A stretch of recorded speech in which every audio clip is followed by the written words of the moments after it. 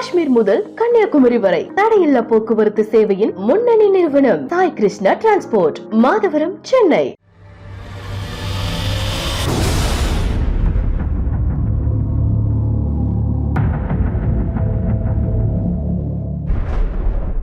அரசியல் அரட்டையில் பல்வேறு விஷயங்கள் குறித்து பேசியிருக்கிறோம். ரவிச்சந்திரன் வந்து யூசி கிட்ட சொன்னோன்னே ஆமாம்மா என்ன கூட தான் எங்கே பார்த்தாலும் யூசின்னு பேரே வச்சு பெரிய தொலை கொடுத்துருக்கான். ஏதாவது பெரியார் வழியில், அண்ணா வழியில், கலைஞர் வழியில் திராவிட ஆட்சி ஆக தொட்டுப்பா வேண்டாம் சீண்டாதி.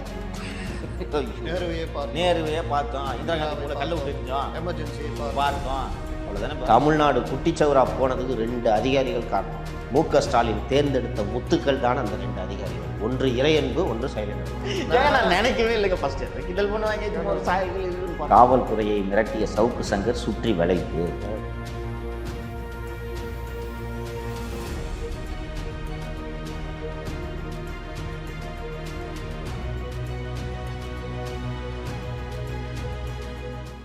எலெக்ஷன் வரைக்கும் உன்னை எப்படியாவது தூக்கி உள்ள வைக்கணுன்றதுல எல்லோரும் குறியாக இருக்கிறார். பல்வீர் சிங்ல இருந்து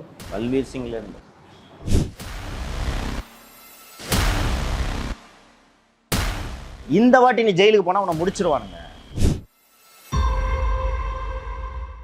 போன வாட்டி மாதிரி நினைக்கிறத தப்பு பண்ணிட்டோன்னு அவங்க நினைக்கிறாங்க. போன வாட்டியே உன்னை முடிச்சிருக்கணுன்ற எண்ணெல்லாம் வந்துருச்சு ஆஃபீஸர்ஸ் கிட்ட.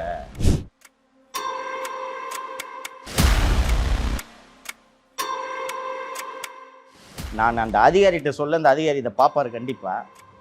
இதுதான் என் பதில். இங்கே பணம் படைத்தவர்கள், அதிகாரம் படைத்தவர்கள், செல்வம் படைத்தவர்கள், செல்வாக்கு மிக்கவர்கள் அத்தனை பேரும் ஓரணியில் எதிரே நிற்கிறீர்கள். நான் தனியாக நிற்கிறேன், ஆனால் என் பின்னாடி மக்கள் இருக்காங்க. புரியுதா? பார்க்குறாங்கல்ல யாருக்காக இவ்வளோ கஷ்டப்படுறான். அவன் பரந்த மக்களுக்கு தெரியாதா எதுக்கு கேஸ் வாங்கினு தெரியாதா? நேற்றும் பேசினேன், இன்றும் பேசுகிறேன், நாளையும் பேசுவேன். அப்புறம் என்னாச்சுன்னா, 1.25 மணி நேரம் வீடியோ போடுறீங்க பார்க்க முடியலையான்ட்டு எல்லாம் புலம்புன உடனே ஒரு நாளைக்கு 2 நிகழ்ச்சிகள் அளவுக்கு சென்றிருக்கின்றன. நாம் உட்காந்து வெட்டியாக நேரத்தை கடத்தணுன்றதுக்காக மொக்க போடுற மாதிரி செய்திகளை பேசுறதுல விரிவாக அலசுகிறோம். இந்த அரசியல் அரட்டை நிகழ்ச்சி பலத்த வரவேற்பை பெற்றிருக்கிறது என்பது இந்த நிகழ்ச்சிக்கு வரும் பின்னூட்டங்கள் இருந்து பார்க்க முடிகிறது. நண்பர்களும் நிறைய பேர் சொல்கிறாங்க. இந்த கேமராவில் நான், ப்ரொடக்ஷன் ஹெட் லியோ, எடிட்டர் முத்தலீஃபு உட்காந்து டெய்லி பேசுறதே எங்கள் முகத்தை நீங்கள் பார்த்துருப்பீங்க. ஆனால் இந்த நிகழ்ச்சி இவ்வளவு தரமான அவுட்புட் வர்றதுக்கு, நேர்த்தியாக இந்த நிகழ்ச்சி வெளியே வருவதற்கு இதன் கேமராவுக்கு பின்னால் உழைப்பை செலுத்தியவர்கள் இருக்கிறார்கள். ஸோ அவங்கள அறிமுகப்படுத்தி இந்த நிகழ்ச்சியோட சக்ஸஸ்க்கு அவர்களும் காரணம் என்பதை தெரியப்படுத்தணுன்றதுக்காக தான் நாங்கள் இன்றைக்கி இன்ட்ரடியூஸ் பண்ணுறோம். முதலில் எங்களோட கேமரா டீமு. அப்பா திஸ் இஸ் ஜெயபிரகாஷ். வணக்கம் சொல்ல. This is Akash, cameraman. This is Prabhakar, cameraman. Camera எவ்வளோ முக்கியமோ அதை விட கூடுதலாக முக்கியம் வந்து எடிட்டிங்ன்ட்டு நான் சொல்லுவேன். ஒழுங்காக எடிட் பண்ணாமல் இருந்துச்சுன்னா குப்பை மாதிரி இருக்கும் ப்ரோக்ராம். அதனால் எங்களோட எடிட்டர்ஸையும் ஹானர் பண்ண வேண்டிய தேவை இருக்குது. கம் திலீபன், சுரேஷ், இது தரன். இவங்க தான் எங்களோட கம்ப்ளீட் செட்டப்பு. அரசியல் அரட்டை நிகழ்ச்சியின் முழு வெற்றிக்கு கேமராவுக்கு முன்னால் பேசுபவர்களை விட இவர்களோட உழைப்பை அதிகமாக இருக்கிறது. 100வது நிகழ்ச்சியில் இவர்களை அறிமுகப்படுத்த வேண்டும்ன்றதை தான் பண்ணோம். தேங்க்யூ. வணக்கம் சவுக்கு மீடியா நேயர்களே. இது அரசியல் அரட்டையின் 100வது எபிசோட். கிட்டத்தட்ட 4 மாதங்களில் இது 100வது எபிசோட். மிக வெற்றிகரமாக இந்த நிலையை அடைஞ்சிருக்கோம். இதுக்கு காரணம் வந்து சவுக்கு மீடியா நேயர்களும் அதே போல் எங்கள் வெல் விஷஸ் எல்லாமே தான். சார் வணக்கம். வணக்கம் லியோ. சார் வணக்கம். ஃபஸ்ட் டைம் வணக்கம் சொல்கிறேன் சார். கிட்டத்தட்ட ஒரு இந்த கான்செப்டை வந்து நீங்கள் தான் என்கிட்ட முதல்ல சொன்னீங்க. லியோ, இந்த மாதிரி ஒரு கான்செப்ட் இருக்குது, இது ஒர்க் அவுட் பண்ண ஒர்க் ஆகுமா ஆகாதா அப்படின்னு சொல்லிட்டு கேட்டீங்க. இல்லை சார் நம்ம பண்ணி பார்க்கலாம், பண்ணால் தான் வந்து அதில் என்ன குறைகள் நிறைகள் வருது, அப்போ தான் கரெக்ட் பண்ண முடியும்னு சொன்னேன். ஸோ கிட்டத்தட்ட அரசியல் அரட்டை 100வது எபிசோடு வந்து இருக்குது. நீங்கள் என்ன நினைக்கிறீங்க? பல்வேறு தரப்பினரிடமிருந்து உங்கள்கிட்ட கருத்து வந்திருக்கும். ஸோ அரசியல் அரட்டை பற்றிய நிகழ்ச்சியை பற்றி நீங்கள் என்ன நினைக்கிறீங்க சொல்லுங்கள்.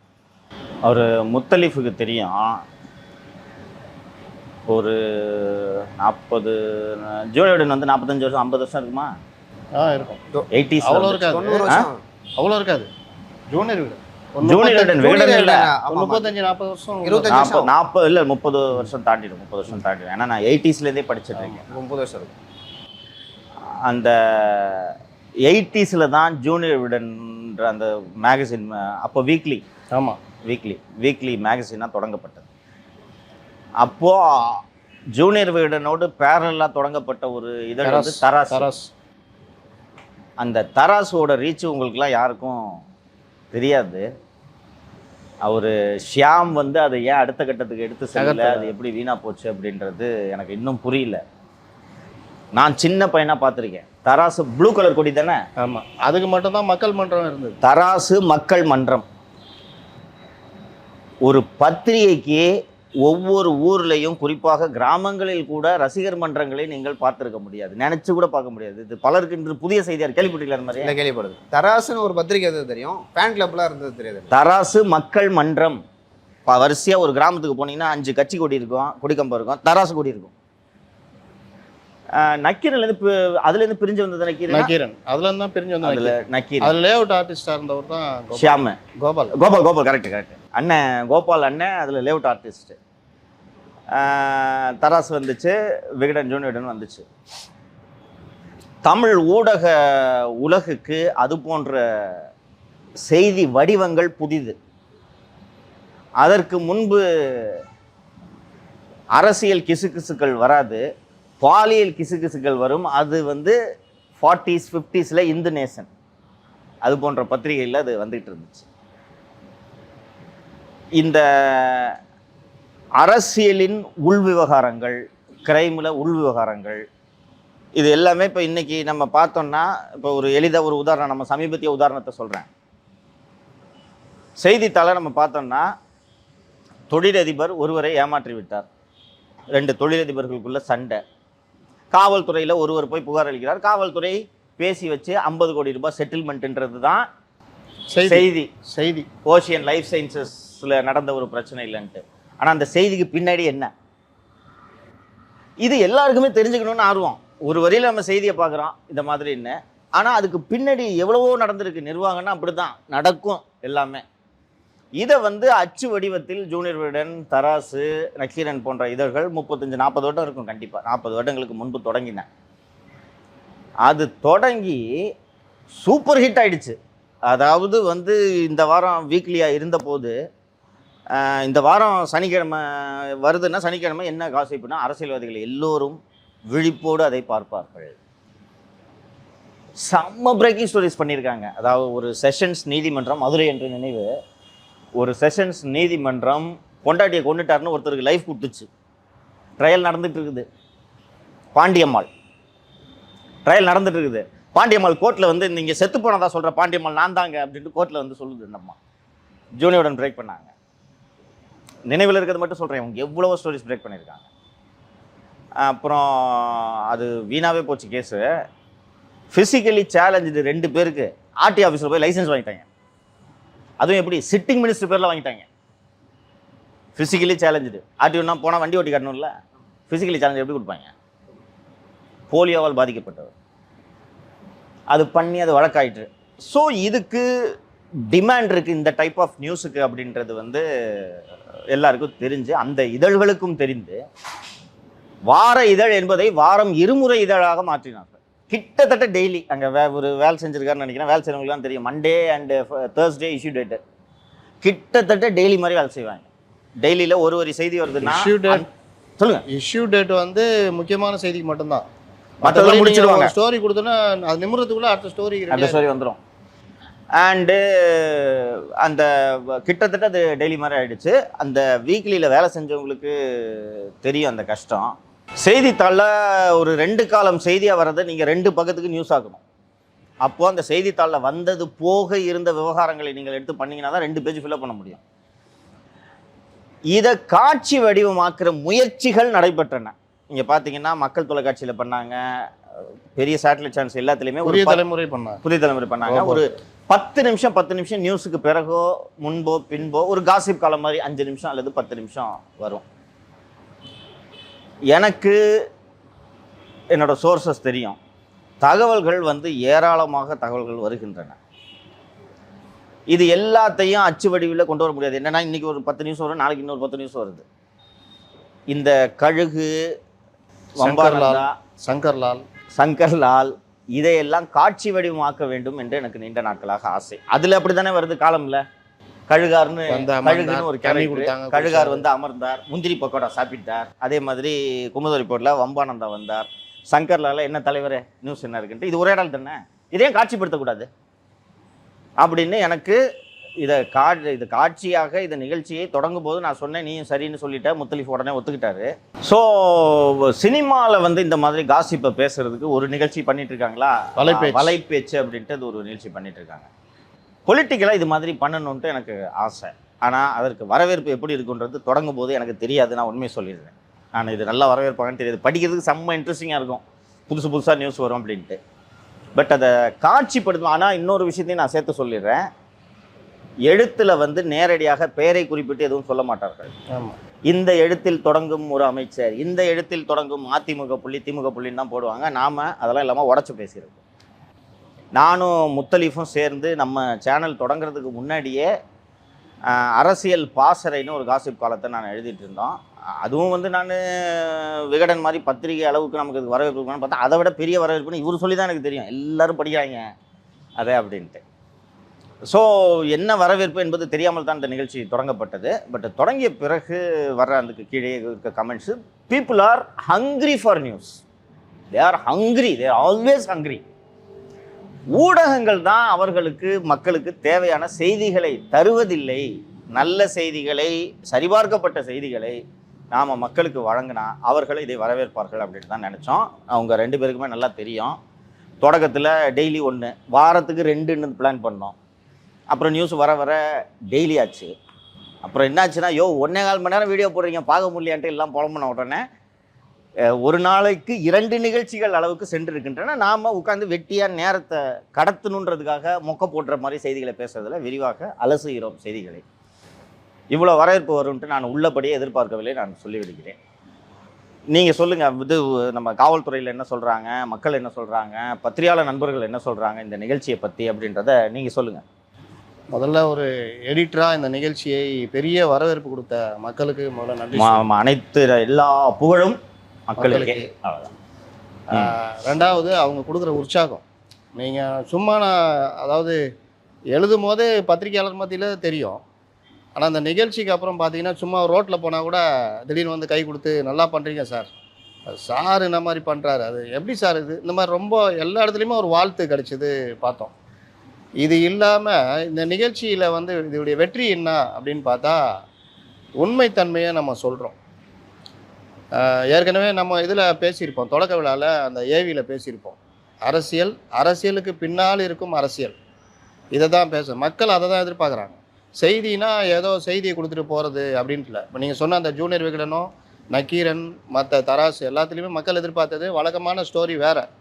ஆனால் இந்த மாதிரி பக்கங்களில் தனியாக ரகசியம் மாதிரி மறைச்சி சொல்கிறது தான் பார்த்துட்டு அது யாராக இருக்கும்னு விவாதிக்கிறது. இதெல்லாம் அதோடைய வடிவமாக பீட்டர் மாமா, டீ கடை பெஞ்சின்லாம் மாறிச்சு. அதுவே பெரிய இது. அதில் இப்போது ரொம்ப லேட்டஸ்ட் என்னென்னா நம்மளுடைய இது, இவங்க இன்றைக்கி என்ன பஞ்சாயத்து வைக்க போகிறாங்களோ, யாருக்கு கொல்லி வைக்க போகிறாங்களோ. பத்திரிகையாளர்கள் என்ன பேசுகிறாங்க முத்தலி? பத்திரிகையாளர் மத்தியில் என்னென்னா, அதாவது 2 விஷயம் இருக்குது. ஒன்று, அவங்களால முடியாத விஷயங்களை அவங்க வந்து நம்மள்கிட்ட சொல்கிறாங்க, இந்த விஷயத்த பண்ணலாம், இதை பண்ணுங்கன்றாங்க.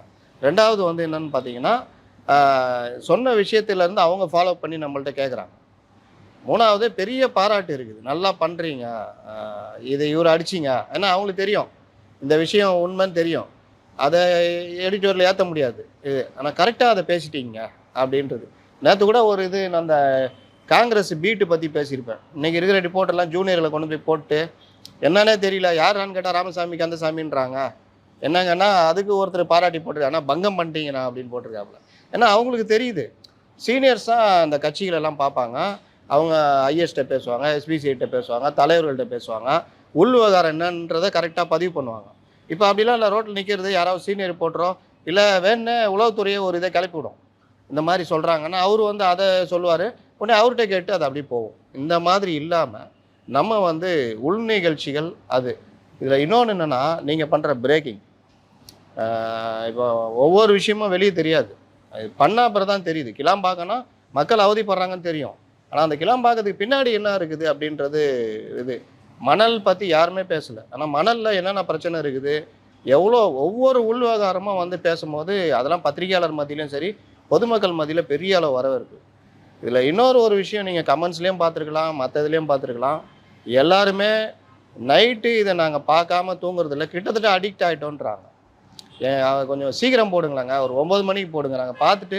இதில் ரொம்ப பேர் ஃபோன் பண்ணி என்கிட்ட பேசினாங்க, நீங்கள் 10 மணி 11 மணிக்கு போட்டிங்கன்னா நாங்கள் பார்த்துட்டு எப்போங்க தூங்குறது அப்படின்னு. ஒரு நண்பர் என்ன சொன்னார், அவங்க வழக்கமாக ரிட்டையர் ஆனவங்க சினிமா அதை பார்த்துட்டு அப்படியே தூங்குவாங்க. சினிமா போகிற அவங்க ஒய்ஃபு அதெல்லாம் வேணாம், இதை போடுங்க, அரட்டை போடுங்க பார்ப்போம், அதுக்கப்புறம் சினிமா என்னான்னு யோசிப்போம். இப்போ அந்த அளவுக்கு, ஏன்னா கற்றலின் கேட்டலே நன்று, கேட்டலின் பார்த்தலே நன்றுன்னு மாறிட்டு வருது ஊடகம். அப்போ பார்த்து தெரிஞ்சுக்கலாம், கேட்டு அப்படியே பார்க்கும்போதே இந்த விஷயம் இது எல்லாத்தையும் நீங்கள் போலீஸ் கேட்டீங்கல்ல, நீங்கள் வந்து பொதுவாக பத்திரிகைகள் மற்ற தொலைக்காட்சியில் தான் பார்த்தீங்கன்னா வழக்கமான அரசியல் அலசுவார்கள். க்ரைம் சைடு யாரும் வரமாட்டாங்க. அப்படியே வந்தாலும் இன்றைக்கி பெரிய க்ரைம் என்னென்னா, இங்கே இவன் கடத்தி மாட்டிக்கிட்டான், அவன் திருடி மாட்டிக்கிட்டான், குடும்பத்தில் சண்டை, கொலையை கூட எப்படி துப்பறிஞ்சு பிடிச்சாங்க போலீஸ்ன்றது வராது. வந்தாங்க, பிடிச்சாங்க, 4 பிரிவின் கீழ் வழக்கு, இவ்வளோ தான் வரும். ஆனால் போலீஸ் அதிகாரிகளை பற்றி, அதோடைய பின்புலம் பற்றி, போலீஸ் அதிகாரிகள் பண்ணுற தவறுகள், அதுலேருந்து எப்படி தப்பிக்கிறாங்க. இது உதாரணத்துக்கு இந்த பல்வீர் சிங் யாருமே எழுதலை, நீங்கள் நேராக போய் அந்த விஷயத்தை கொண்டு வந்தீங்க. அப்போ அது மட்டும் இல்லை, அதோடைய ஃபாலோஅப்பு பெரும்பாலும் பார்த்தீங்கன்னா ஒரு செய்தியை போடுறது ஒரு வகை, அதை ஃபாலோ பண்ணிகிட்டே இருக்குது. அதோட டெவலப்மெண்ட்ஸ் என்னன்னு மக்களுக்கு மீண்டும் ஞாபகப்படுத்துறது. அது மட்டும் இல்லை, அதை வந்து நீர்த்து போக செய்கிற விஷயங்களை தடுத்து அந்த விஷயத்தை வெளியே கொண்டு வருது. இது எல்லாமே பார்த்தீங்கன்னா ரீச் ஆகுது. இன்னொரு விஷயம் சொல்ல வேண்டிய விஷயம் என்னென்னா, இன்றைக்கி யங்ஸ்டர்ஸ் வந்து சமூக வலைதளங்கள், சமூக ஊடகங்களில் தான் இருக்காங்க. அப்போது அவங்க வந்து இந்த மாதிரி விஷயங்களை இப்போ பொதுவான அரசியலை வெறுக்கிறாங்க, அந்த படிக்கிறது இதெல்லாம். அப்போ அவங்கள பார்க்கும்போது இதில் இவ்வளோ மேட்ரு இருக்கான்னு சொல்லிட்டு ரொம்ப ஆர்வமாக இளைஞர்கள் அதிகமாக வந்துக்கிட்டு இருக்கிறாங்க. இதுக்கு கிடைக்கிற எதிர்ப்பு இருக்குது பார்த்தீங்களா. நீங்கள் பார்த்தீங்கன்னா ஒரு நியூஸை போட்டாலும் வந்து கீழே வந்து திட்டுறது மற்றது, அந்த அளவுக்கு கவனிக்கப்படுறோம். ஓபிஎஸ் ஃபுல்லாக வந்து கீழே திட்டுறது, இந்த இதெல்லாம் உள்ளே போய் பார்த்தீங்கன்னா 4 ஃபாலோவர் கூட இருக்க மாட்டான். அப்போ உருவாக்கப்பட்டவர்கள் திட்டுகிறார்கள், நண்பர்கள் பாராட்டுகிறார்கள், முகம் தெரியாதவர்கள் பாராட்டுறாங்கன்னா, இந்த 100 எபிசோடுன்றது மிக பெரிய ரீச்சை தமிழ்நாட்டில் கொடுத்துருக்கு. இதை முடக்குவதற்கான வேலைகள் அனைத்தையும் பண்ணிக்கிட்டு இருக்கிறாங்க. விரிவாக முடக்கிறது இந்த டீட்டெயில் எல்லாம் இறுதி பகுதியில் நான் சம்மப் பண்ணி பேசுகிறேன். இங்கே ஒரு எடிட்டர் பேசும்போது ஒன்று குறிப்பிட்டார், இளம் தலைமுறையினர் டிஜிட்டலில் தான் செய்தியை கன்சியூம் பண்ணுறாங்க அப்படின்றது ஒரு விஷயத்த சொன்னார். அது மிக மிக சரி என்று நான் பார்க்கிறேன். இல்லை, நானுமே அதை சரின்னு தான் பார்க்குறேன்.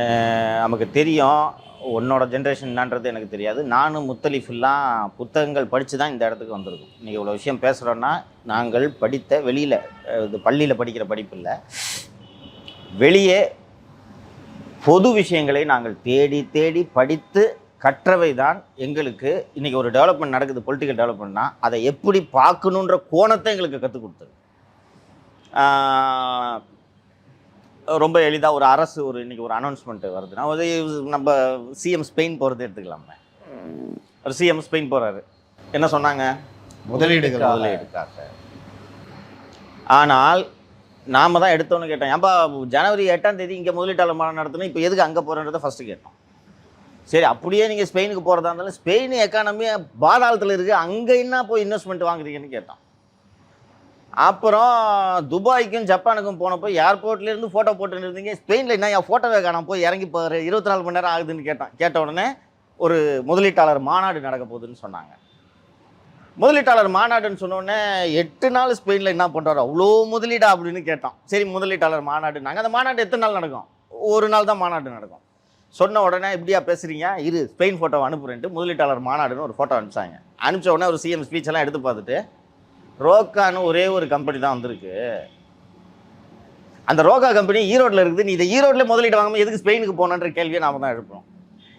இதை ஏன் நாம் செய்து கொண்டிருக்கக்கூடிய பணி மிக மிக முக்கியமான பணி அப்படின்ட்டு நான் பார்க்குறேன்னா, முத்தலீஃப் ஜேர்னலிஸ்ட்டுக்கு பணியே ரொம்ப முக்கியம் ஒரு சொசைட்டிலன்னு பார்க்குறேன். அதனால தான் உலகம் முழுக்க அதை ஜனநாயகத்தின் 4வது தூண்டுறாங்க.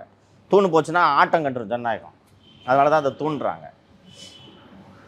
நான் ஏன் நாம் செய்து கொண்டிருக்கக்கூடிய பணி முக்கியமான பணி அப்படின்னு சொல்கிறேன்னா, ஒரு எடிட்டர் சொன்னது போல் இன்றைய இளம் தலைமுறையினர் வந்து இந்த எங்களை போல் காலையில் பேப்பர் வரும், இந்த நான் சொன்னேன்ல ஜூனியரோட சனிக்கிழமை வரும், என்ன நியூஸ் இருக்குது அதிலலாம் யாரும் படிக்கல, அப்படியாப்பா அப்படின்னு போயிடுவாங்க. அவர்களுக்கு காட்சி ஊடகங்கள் எளிதாக இருக்குது. இந்த இன்ஸ்டாகிராம்லாம் இவ்வளோ பெரிய ஹிட்டாக இருக்கிறதுக்கு ரீசனே தெரியலாம். காட்சி வழியாக எதையாவது சொன்னால் புரிஞ்சுக்கிறாங்க. ஏன் யங்ஸ்டர்ஸ் மத்தியில் மற்ற சோஷியல் மீடியா அப்ளிகேஷன்ஸோட இன்ஸ்டா ஏன் பாப்புலராக இருக்குது? இந்த ஜென்ரேஷனுக்கான அப்ளிகேஷன். அப்போது காட்சி வடிவத்தில் நீங்கள் செய்தியை சொன்னா புரிஞ்சுக்கிறாங்க. மிக எளிதாக சொல்ல வேண்டும் என்றால், ஒரு ரொம்ப தீவிரமாக தமிழ் தேசியம் பேசுவதை விட, தமிழ் தேசியத்துக்கான தேவை என்னன்றதை பேசுவதை விட, அண்ணன் கையில் ஆட்சி வந்துச்சுன்னா சிஎஸ்கேல அத்தனை பேரும் தமிழே அப்படின்னு சொன்னால் எவ்வளோ நல்லா இருக்குது. இது அந்த யங்ஸ்டர் அதை விரும்புகிறான். ஸோ அவனுக்கு நாம் சொல்லிக் கொடுக்குறோம். அந்த காலத்தில் நாங்கள்லாம் மார்க்சிஸ்ட் தலைவர்களிடம் அரசியல் கற்றுக்கொண்டோம், திராவிடர் கழக தலைவர்களிடம் அரசியல் கற்றுக்கொண்டோம். இன்றைக்கி அந்த மீட்டிங்லாம் பேசினா மொக்க போடுறோமான்னு போயிடுறாங்க எந்திரிச்சு. அப்போ அவங்களுக்கு ஒரு 2 நிமிஷம் 3 நிமிஷம்னு காட்சியாக வந்து சிறு வீடியோக்களாக இது வரும்போது, ஓ இதில் இவ்வளோ விஷயம் இருக்கா அப்படின்னு கேட்டுக்கலாம். கேட்டுக்கிட்டு அவன் நியூஸ் கன்சியூம் பண்ணுறது சொசைட்டி மீது இருக்கக்கூடிய ஆர்வத்தில் அல்ல, அவன் இன்ஸ்டாவில் போஸ்ட் போடுறதுக்கு ஏதாவது கண்டென்ட் வேணும். நம்ம அதை சொல்லியிருக்காங்க, அவர் தலைவர் சொன்னது சரியில்லை அப்படின்னு பேசுறதுக்கு இது வசதியாக இருக்குது. அவங்கள பிடிச்சி டேக் பண்ணுறது நடக்கும். முடிஞ்சா இதை ரீல்ஸாக கட் பண்ணி அவங்க இதுலேயும் போட்டுக்கிறது. அண்டு நான் சந்திக்கக்கூடிய, எனக்கு மற்ற இது விட சந்திக்கக்கூடிய இளைஞர்கள், அதுவும் மாணவர்களாக இருக்கக்கூடிய இளைஞர்கள் நிறைய பேர், ஆனால் அவங்ககிட்ட அரசியல் கற்றுக்குறேன், ஆனால் நீங்கள் எனக்கு அரசியல் சொல்லித்தரீங்க, ஒரு விஷயத்தை எப்படி அணுகணும்னு சொல்லித்தரீங்கன்னு சொல்லும்போது எனக்கு அது சந்தோஷமாக இருக்குது. ஒரு வாத்தியார் வேலை தானே இது இல்லையா? நான் வந்து அரசியலை பார்த்து புரிந்து கொண்டதுனால எனக்கு நான் இந்த மாதிரி இதை பார்க்கணுன்றது தெரிஞ்சுக்கிறேன். அப்போ ஒரு சின்ன பையன் வந்து, அண்ணா நான் இங்கே சொல்லிக் கொடுத்தீங்க, அது கரெக்டு, நான் கற்றுக்கிறேன் அப்படின்னு சொல்கிறது எனக்கு மகிழ்ச்சியாக இருக்கிறது. எல்லாவற்றையும் விட நான் இந்த நிகழ்ச்சியோட வெற்றி குறித்து ரொம்ப மகிழ்ந்தது, அரசியல் தலைவர்களின் இல்லத்தரசிகள் இந்த நமது நிகழ்ச்சியை தொடர்ந்து பார்க்கிறார்கள். யாராவது பேசியிருக்காங்க அரசியல் தலைவர்கள்? நிறைய பேர் பேர்லாம் சொல்ல முடியாது, சொல்லாதீங்க. அரசியல் தலைவர்களே பார்க்குறாங்க. அரசியல் அவங்க தொழிலுங்க, அவங்களுக்கு நீங்கள் என்ன பேசுகிறான்னு பார்த்து தான் ஆகணும். பட் அரசியல் தலைவர்களின் இல்லத்தரசிகள் நிறைய பேர் சொல்லுவாங்க, தம்பி என் பொண்டாட்டி நான் ஏதாவது வந்து ஆரம்பிச்சேன், இந்த பாருங்கள் அரசியலை வாசலை விட்டு வெளியில் வச்சுட்டு வந்துடுங்க, உள்ளே வந்துங்க அரசியல் பேசாதீங்கன்னு சொல்லுவா. இப்போ அந்த தம்பி உங்கள் கட்சியை போட்டு நல்லா கேட்குறான், உங்கள் கட்சியை இந்த மாதிரி ஒருத்தன் வேணும், இல்லைனா உங்களையெல்லாம் கையில் பிடிக்க முடியாதுன்னு என் பொண்டாட்டியே சொல்கிறா தம்பி அப்படின்னாரு. நான் அப்புறம் திருமண மற்றும் இதர நிகழ்ச்சிகளில் நான் மூத்த அரசியல்வாதிகளை சந்திக்கும் போது அவங்க மனைவி அறிவுப்பட்டி, சங்கர் என்னை விட இவன் உங்கள் ஃபேனு, என்னை திட்டதெல்லாம் சேர்த்து இவன் ரசிப்பான் அப்படின்னு மூத்த தலைவர்கள் அறிமுகப்படுத்தியிருக்காங்க. எங்களாம் சந்தோஷமாக இருந்துச்சு. இன்னொன்று, இந்த ஸ்டூடெண்ட்ஸ் கேட்டகரி அண்டு இந்த இல்லத்தரசிகள் ஹவுஸ் ஒய்ஃப்ஸ் இருக்காங்கல்ல, சீரியல் பார்த்துட்டு இருக்கவங்கள அரசியல் நிகழ்ச்சி பார்க்க வைக்கிறதே பெரிய வெற்றியா இல்லையா?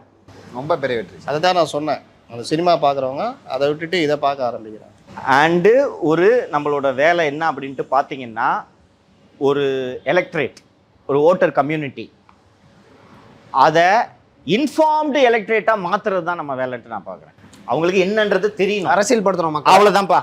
அதை தான்ப்பா எளிமைப்படுத்தி நான் சொல்கிறேன். அவங்களுக்கு விஷயங்களை சொல்லிடணும். இந்த பாருங்கள், உங்கள் முன்னாடி 5 பேர் ஓட்டு கேட்டு வராங்க, இவர் இப்படி இவர் இப்படி இவர் இப்படி இவர் இப்படின்னு சொல்கிறதோடு நம்ம வேலை முடிஞ்சு. அதில் இந்த 5 பேரில் இவங்க யார் யாருன்றது எனக்கு தெரியும், நான் இவரை தேர்ந்தெடுத்து ஓட்டு போட போகிறேன் அப்படின்ட்டு அந்த மக்கள் முடிவெடுக்க நாம் உதவுறோம்ல. This is democracy. ஸோ அந்த ஒரு வாக்காளர்களை யார் உங்களிடம் வாக்கு கேட்டு வருகிறார்கள் என்பதை தெரிந்து கொண்டு வாக்களிங்கள்னு நமக்கு அவங்களுக்கு அறிவு புகட்டுறோம்ல, வர்றவங்க யார் யாருன்றதை பார்த்துங்கன்னா அதுக்கப்புறம் அவங்க முடிவு. நாம் வந்து இவங்களுக்கு ஓட்டு போடுங்க இவங்களுக்கு ஓட்டு போடுங்கிற வேலையை நாம் சொல்கிறது இல்லை. யார் யார் என்னன்றதை கண்ணாடி போல் படம் பிடித்து காட்டினால் அவர்கள் புரிந்து கொண்டு வாக்களித்தா நல்லவர்களை தேர்ந்தெடுக்க வாய்ப்பு இருக்கா? இதை விட டெமோக்ரஸிக்கு என்ன கான்ட்ரிபியூஷன் பண்ண முடியும்? வேறு யார் கான்ட்ரிபியூட் பண்ண முடியும்? அதனால் இது ரொம்ப சந்தோஷம். இன்னொரு விஷயம் சுட்டி காமிக்கணும், நம்மளுடைய 100 எபிசோட்லேயுமே நம்ம யாரையும் தரக்குறைவாக பேசுவோம். அது என்னங்க வேலை? விமர்சனம் பண்ணுவோம், கிரிட்டிசைஸ் பண்ணுவோம், கிண்டல் அடிப்போம். ஆனால் மற்ற இப்போ பார்த்தீங்கன்னா இன்றைக்கி சமூக ஊடகங்களில் பார்த்தீங்கன்னா அது இல்லை, ரொம்ப தரக்குறைவாக பேசலாம் இருக்குது. அதை நம்ம பெரும்பாலும் தவிர்த்துடுறோம், 100% தவிர்த்துடுறோம். அதையும் நம்ம சொல்லி தான் ஆகும். நம்ம மீடியா கம்பெனி நடத்துகிறாங்க, ஏங்க எந்த தனிநபரையும் குறிவைத்து நாம் இந்த ஊடகத்தை நடத்தவில்லை. அதிகாரத்தில் இருப்பவர்களை, யாரும் கேள்வி கேட்காதவர்களை அல்லது கேள்வி கேட்க அஞ்சுபவர்களை நோக்கி நாம் கேள்வி கணக்குகளை வீசுகிறோம். இன்னும் சிம்பிளாக சொல்ல போனோம்னா, we are bringing accountability in a democracy. Spain matter எடுத்துக்கலாமே, நீங்கள் போகிறீங்க, கண்டுக்காமல் விட்டுடலாம். ஆனால் நான் அதை எப்படி பார்க்குறேன்னா, ஒன்று எங்கள் வரி பணம். ரோட்டில் கொய்யாப்பழம் விற்கிறவன், வீட்டுக்கு சிலிண்டர் போடுறவன், ஜொமேட்டோவில் டெலிவரி பண்ணுறவன், ஒரு ரெஸ்டாரண்ட்டில் டேபிள் க்ளீன் பண்ணுறவன் வரி கட்டுறானா இல்லையா? அவன் கட்டுறானா இல்லையா? அவன் வரி பணத்துல எல்லாம் நீங்கள் ஸ்பெயினில் உல்லாச பயணம் மேற்கொண்டீர்கள் என்றால் அதை நாங்கள் அம்பலப்படுத்துவோம். நீங்கள் மட்டும் இல்லை, அதிகாரிகளும் சேர்ந்து, சம்மந்தம் இல்லாத அதிகாரிகள். இப்போது அது ஸ்பெயின்னு ஆரம்பித்ததுனால ஸ்பெயின்லேருந்தே நாம் இந்த நிகழ்ச்சியை தொடங்குவது சரியாக இருக்கும் என்று நினைக்கிறேன். சென்னை மேயர் பிரியா அவர்கள் துணை மேயர் மகேஷ்குமார் என்பவரோடு கடந்த ஜூன் 17ஆம் தேதி ஸ்பெயின், பிரான்ஸ், இத்தாலி ஆகிய நாடுகளுக்கு சுற்றுப்பயணம் மேற்கொண்டார் தெரியுமா? கூவமாற்றை எப்படி சுத்தம் செய்வது போயிட்டு வந்து ஏதோ அவங்க பார்த்தாங்க, வெளிநாட்டில் போயிட்டு ஏதோ திட்டங்களை வந்து இங்கே எப்படி அமல்படுத்தலாம் அப்படின்னு. என்ன பார்த்தாங்க? வெளிநாட்டுக்கு போய் பர்கர், பீட்சா இதெல்லாம் எப்படி செய்கிறாங்கன்னு. இட்டாலியில் பீட்சா பேர் போனதா தானே? பீட்சாக்காக போனாங்களே. சாலிட் வேஸ்ட் மேனேஜ்மெண்ட்டுக்காக போனோன்னு நம்மக்கிட்ட உருட்டுனாங்க. கிட்டத்தட்ட ஒரு 10 மாதம் ஆகுது போயிட்டு. என்ன பண்ணாங்க? எதுவும் பண்ணல. பிரியா வந்து அவங்க துட்டில் அவங்க அப்பாவா தாத்தாவா செங்கை சிவா அப்பாவா மாமனார் சைடு வருவார். மாமனார் சைடு பெரியப்பா ரைட்டு. மாமாவா? சரி. அவங்க உறவினர் இருக்கார்ல செங்கை சிவம் கொடுத்த துட்டிலையா போனாங்க இந்தம்மா? சும்மா போகிறதில்ல, கார்பரேஷன் ஹெல்த் அஃபிஷியல்ஸை கூட கூப்பிட்டு போயிருக்காங்க.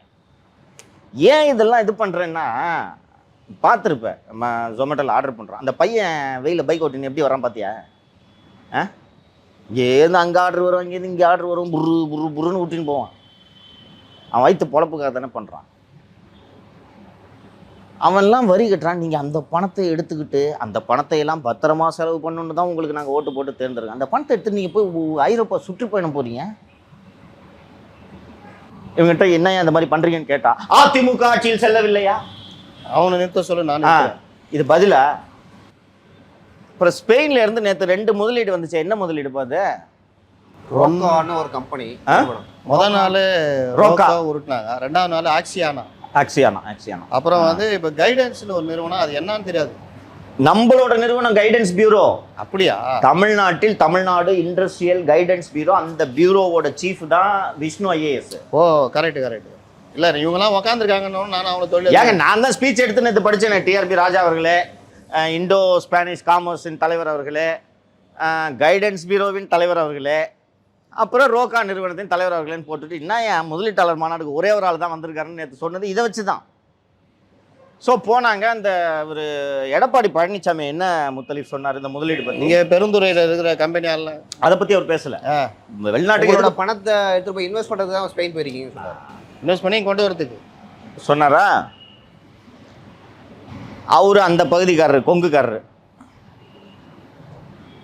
2 நிறுவனங்கள்டேருந்து முதலீடு தான். ஒரு நிறுவனம் ரோக்கா கிட்ட இருந்தால் முதலீடு வந்திருக்கிறது, ஆக்சியானா கிட்ட இருந்து முதலீடு வரும் என்று எதிர்பார்க்கப்படுகிறது. 2 நிறுவனங்களுமே கொங்கு பகுதியை சேர்ந்த நிறுவனங்கள். இப்போ இந்த 2 நிறுவனத்துக்கும் ஸ்பெயினில் போயிட்டு நீ ஒரு 1000 கோடி ரூபாய் முதலீடு பண்ணுன்னு கேட்டால் அந்த நிறுவனத்தால் பண்ண முடியுமா? இவர்கள் ஏன் இந்த 1000 கோடி ரூபாயை இந்த ரோக்கா நிறுவனத்துக்கிட்டையும் ஆக்சியானா நிறுவனத்துக்கிட்டையும் இங்கே ஈரோடுலேயே கொண்டு போய் இந்த கொடுன்னு சொல்லிட்டு கொடுத்துட்டு இதை வாங்கிக்க, அங்கே போய் இந்த துட்டை எங்கிட்ட திருப்பி கொடுன்னு ஏன் சொல்லிடக்கூடாது?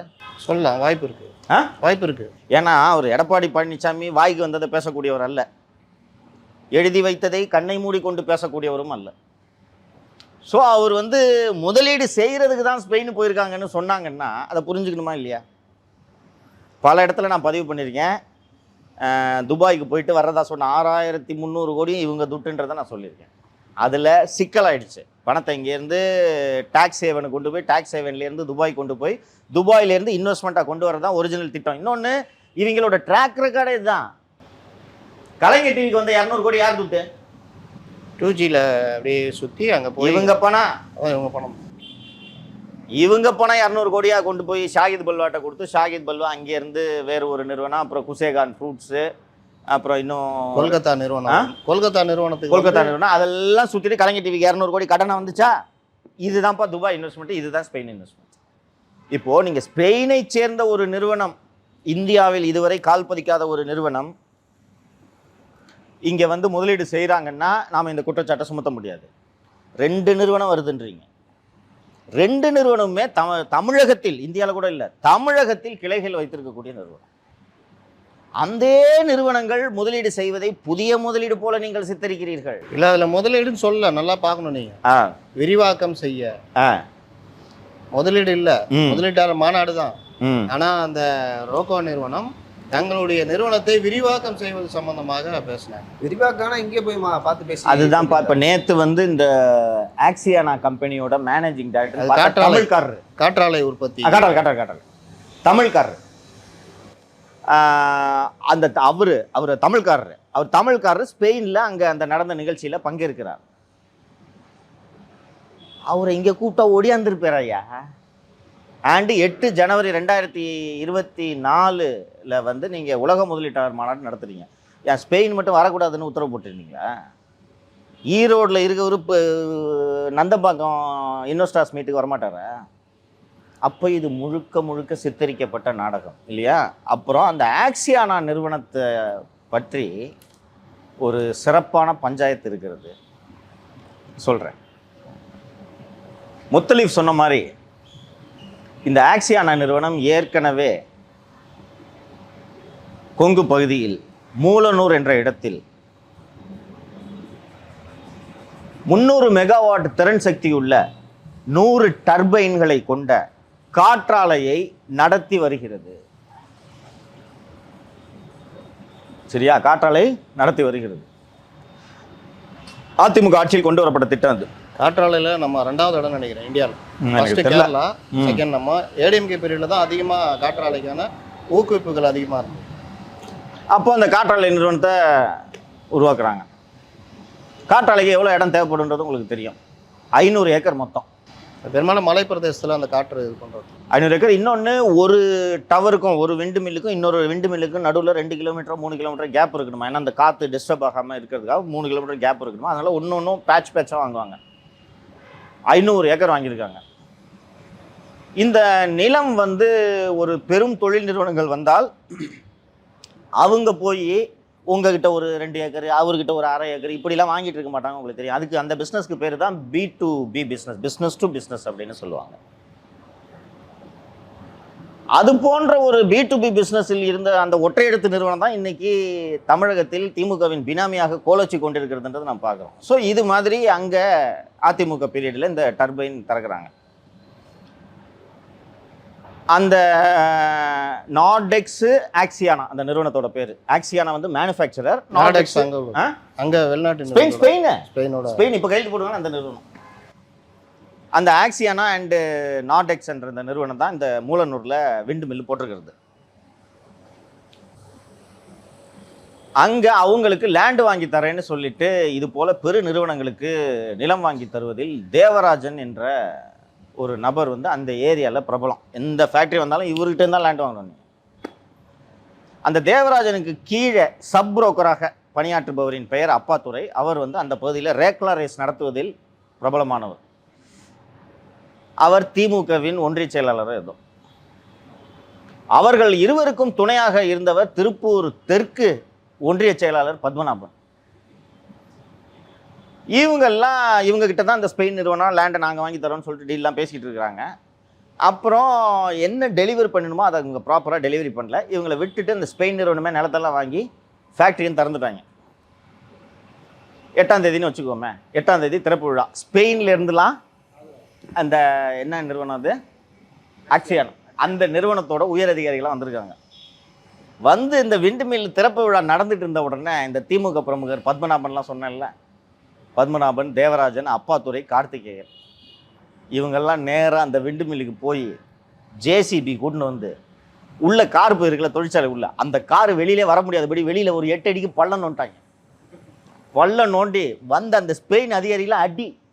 ஏண்டா லேண்ட் வாங்கி கொடுக்குறேன், புரோக்கர் காசு கொடுக்காம நீ பாட்டுக்கு போய் ஃபேக்டரி திறக்கிற, என்ன அண்ணன் இருக்கிறாரு அப்படின்ட்டு போய் அடி.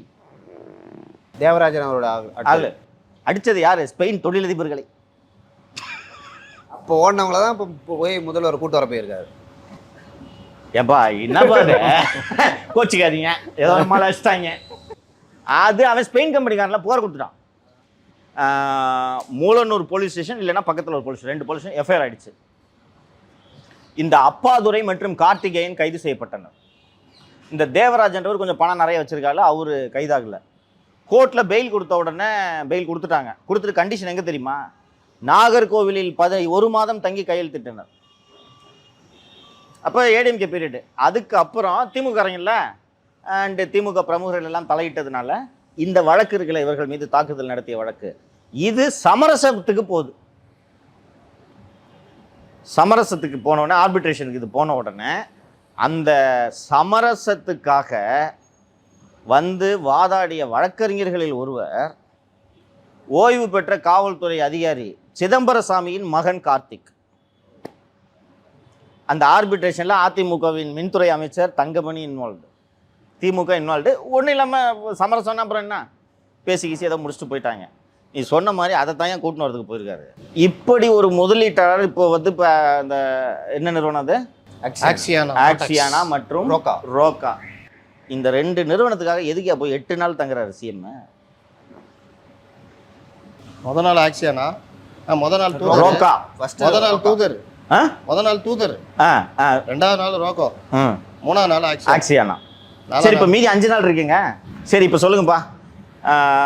சிஎம் வந்து அந்த நேற்று வந்து அந்த ஸ்பீச்சில், முதலீட்டாளர் மாநாடு ஸ்பீச்சில் சிஎம் வந்து இதை முடிச்சுட்டு அடுத்து அமெரிக்கா மற்றும் ஆப்பிரிக்காவா, ஆஸ்திரேலியா லண்டன் செல்ல போகிறேன்னு அவர் சொல்லியிருக்காரு. போறாரா இல்லையா? கரெக்டாக சொல்லுங்க. போக மாட்டார். என்ன பொசுக்கிட்டு சொல்லிட்டீங்க? அந்த மாதிரி அதுக்கப்புறம் சொல்லவே இல்லையா? இல்லை, அதில் ஸ்பீச்சில் இருக்கு. இதை முடித்து விட்டு நான் ஆஸ்திரேலியா மற்றும் அமெரிக்கா போகிறேன்ட்டு அதில் இருக்கு, ஸ்பீச்சில் இருக்கு. இந்த ஸ்பெயினில் கொடுத்த ஸ்பீச்சில் இருக்கு. போல எவ்வளோ பிட்டு போலனா ஏன் சார் பேச போறாரு? ஒரு தமிழ் ஒரு அப்போ சொல்றதெல்லாம் செஞ்சிடறாங்களா அவங்க திமுகல? முதலீடு வாங்கிட்டு வரேன்னு தானே போனாங்க. ஈரோடு கம்பெனியை வாங்கி கூட்டின்னு வந்தா என்ன அர்த்தம்? இது எதுக்கு ஸ்பெயின் போற? அதான் மூட்டை அதான் அடிச்சு துவச்சிட்டாங்களா கூட்டு வரதுக்கு? இல்லை, இது பத்தி மூட்டை குடம்லயே இருந்துருக்கலாம். இங்கே தானே இருக்கு. இங்கேருந்து அங்கே போயிட்டு அங்கேருந்து இங்கே வரதுக்கு இங்கே இருக்கவங்களும் பேசு. இது ஏன் இந்த கேள்வியெல்லாம் நம்ம எழுப்ப வேணும்னா, நீங்கள் வந்து மக்கள் வரிப்பணத்தில் அரசுமுறை பயணமாக போகும்போது இந்த கேள்விகள் எழத்தான் செய்யும். அண்ட் இது பற்றி பின்னாடி பேசலாம். இவர் ஜார்க்கண்ட் முதல்வர் கைது பார்த்தீங்களா? ஹேமந்த் சோரன். ஆமாம் சார், கிட்டத்தட்ட ஒரு 10 முறை உங்களுக்கு அமலாக்கத்துறை சார்பாக உங்களுக்கு இஷ்யூ பண்ணப்பட்டது நோட்டீஸு. ஸோ அவருக்கு வந்து போய் எதுக்கும் ஆஜராகலை. கடைசியாக வந்து ஆஜராகி பதில் அளித்தார். ஸோ அரெஸ்ட் பண்ண போகிறோன்னே போயிட்டு சரண்டர் ஆகிட்டார். ராஜினாமா கடிதம் கொடுத்துட்டு சரண்டர் ஆகிட்டார். சரி, எதுக்கு வந்து ஹேமந்த் சோரனை கைது பண்ணாது? பின்னாடி இருக்கிற அரசு இல்லைண்ணா சார். அதாவது ஃபஸ்ட் டைம் ஒரு சிஎம் வந்து அரெஸ்ட் ஆகுறாரு. சிட்டிங் சிஎம் அரெஸ்ட் ஆகுறாரு. ரெண்டாவது, சோரனுடைய அந்த வழக்கு தன்மையும் தமிழ்நாட்டில் ஒரு வழக்கு தன்மையும் கிட்டத்தட்ட ஒத்து வருது. சோரனுக்கு ஏற்பட்ட கதி இங்கே இருக்கிற ஒரு அமைச்சருக்கு ஏற்பட வாய்ப்பு இருக்குது. டபுள் டாக்குமெண்ட் இடத்த வந்து மோசடியாக டபுள் டாக்குமெண்ட் பண்ண விற்பனை, அதில் தான் இந்த இடி உள்ளே வந்திருக்காங்க. இங்கே பேசுகிறதெல்லாம் பார்த்தா மூர்த்தி அண்ணனுக்கு சிக்கல்ன்ற மாதிரியே தோணுது. அதை நோக்கி தான் நகருது. ஓகே. அதே மாதிரி இன்னொரு விஷயம் சொல்லணும்னா, தொடர்ச்சியாக பார்த்தீங்கன்னா இடியுடைய அரெஸ்ட்டில் எதிர்கட்சிகள் வந்து ஒவ்வொருத்தராக இது லாஸ்ட்டில் கெஜ்ரிவால் அவர் ஆஜராகாமே இருக்கார். இப்போ சோரன் அடுத்து கெஜ்ரிவால் கிட்ட வந்தாலும் வரலாம், வரப்போறாங்கன்னு எனக்கு தோணுது. அதுக்கான இண்டிகேஷன் தான் இது. ஆமாம் சார், தேர்தல் நெருங்க இடியோட ரொம்ப அக்ரெசிவாக இருக்குது. இது வந்து எது வரைக்கும் போகும்னு சொல்லிட்டு ப்ரிடிக்டே பண்ண முடியாது நான் நினைக்கிறேன் சார். இதில் அரெஸ்ட் ஆன எல்லாருமே PML ஆக்டில் அரெஸ்ட் ஆன எல்லாருமே சத்யேந்திர ஜெயின் மட்டும்தான் மெடிக்கல் இதில் வெளியில் இருக்காருன்னு நினைக்கிறேன். இன்னொருத்தர் யாரோ ஒருத்தர் இருக்கார். மற்ற யாருக்குமே நவாப் மாலிக் மற்ற யாருக்குமே ஜாமீன் கிடைக்கல. இவங்களும் ஜாமீனில் இல்லை, மெடிக்கல் ஜாமீனில் தான் இருக்காங்க. இது ஒரு பார்ட்டு. இன்றைக்கி உச்சநீதிமன்றத்துக்கு போயிருக்காங்க. ஹைகோர்ட்டை தாண்டி உச்சநீதிமன்றம் போயிட்டாங்க. அதில் என்ன கிரவுண்டு அப்படின்னு பார்த்தீங்கன்னா, செந்தில் பாலாஜிக்கு எடுத்து வைக்கிற அதே கிரவுண்டு. என்ன கிரவுண்டு? முதல்லையே டீடைன் பண்ணிட்டாங்க, ஆனால் அரெஸ்ட் காமிக்கிறது 6 மணி நேரங்கள். இந்த மாதிரி குழந்தைத்தனமான வாதங்கள், ஹேபியஸ் கார்பஸா அது போடல, குழந்தைத்தனமான வாதங்கள் வைக்கிறாங்க. அப்போ இது பார்த்தாலே இவருக்கு ஜாமீன் கிடைக்காது. கிட்டத்தட்ட அவங்க லிஸ்ட்டில் மணிஷ் சிசோடியா, செந்தில் பாலாஜியில் இவரும் சேர்ந்துருவார் அப்படின்றதான். இதை நம்ம ஒரு அப்ஜெக்டிவான ஒரு மேக்ரோ வியூவில் தான் இந்த விஷயங்களை அணுகணும்னு நான் நினைக்கிறேன்.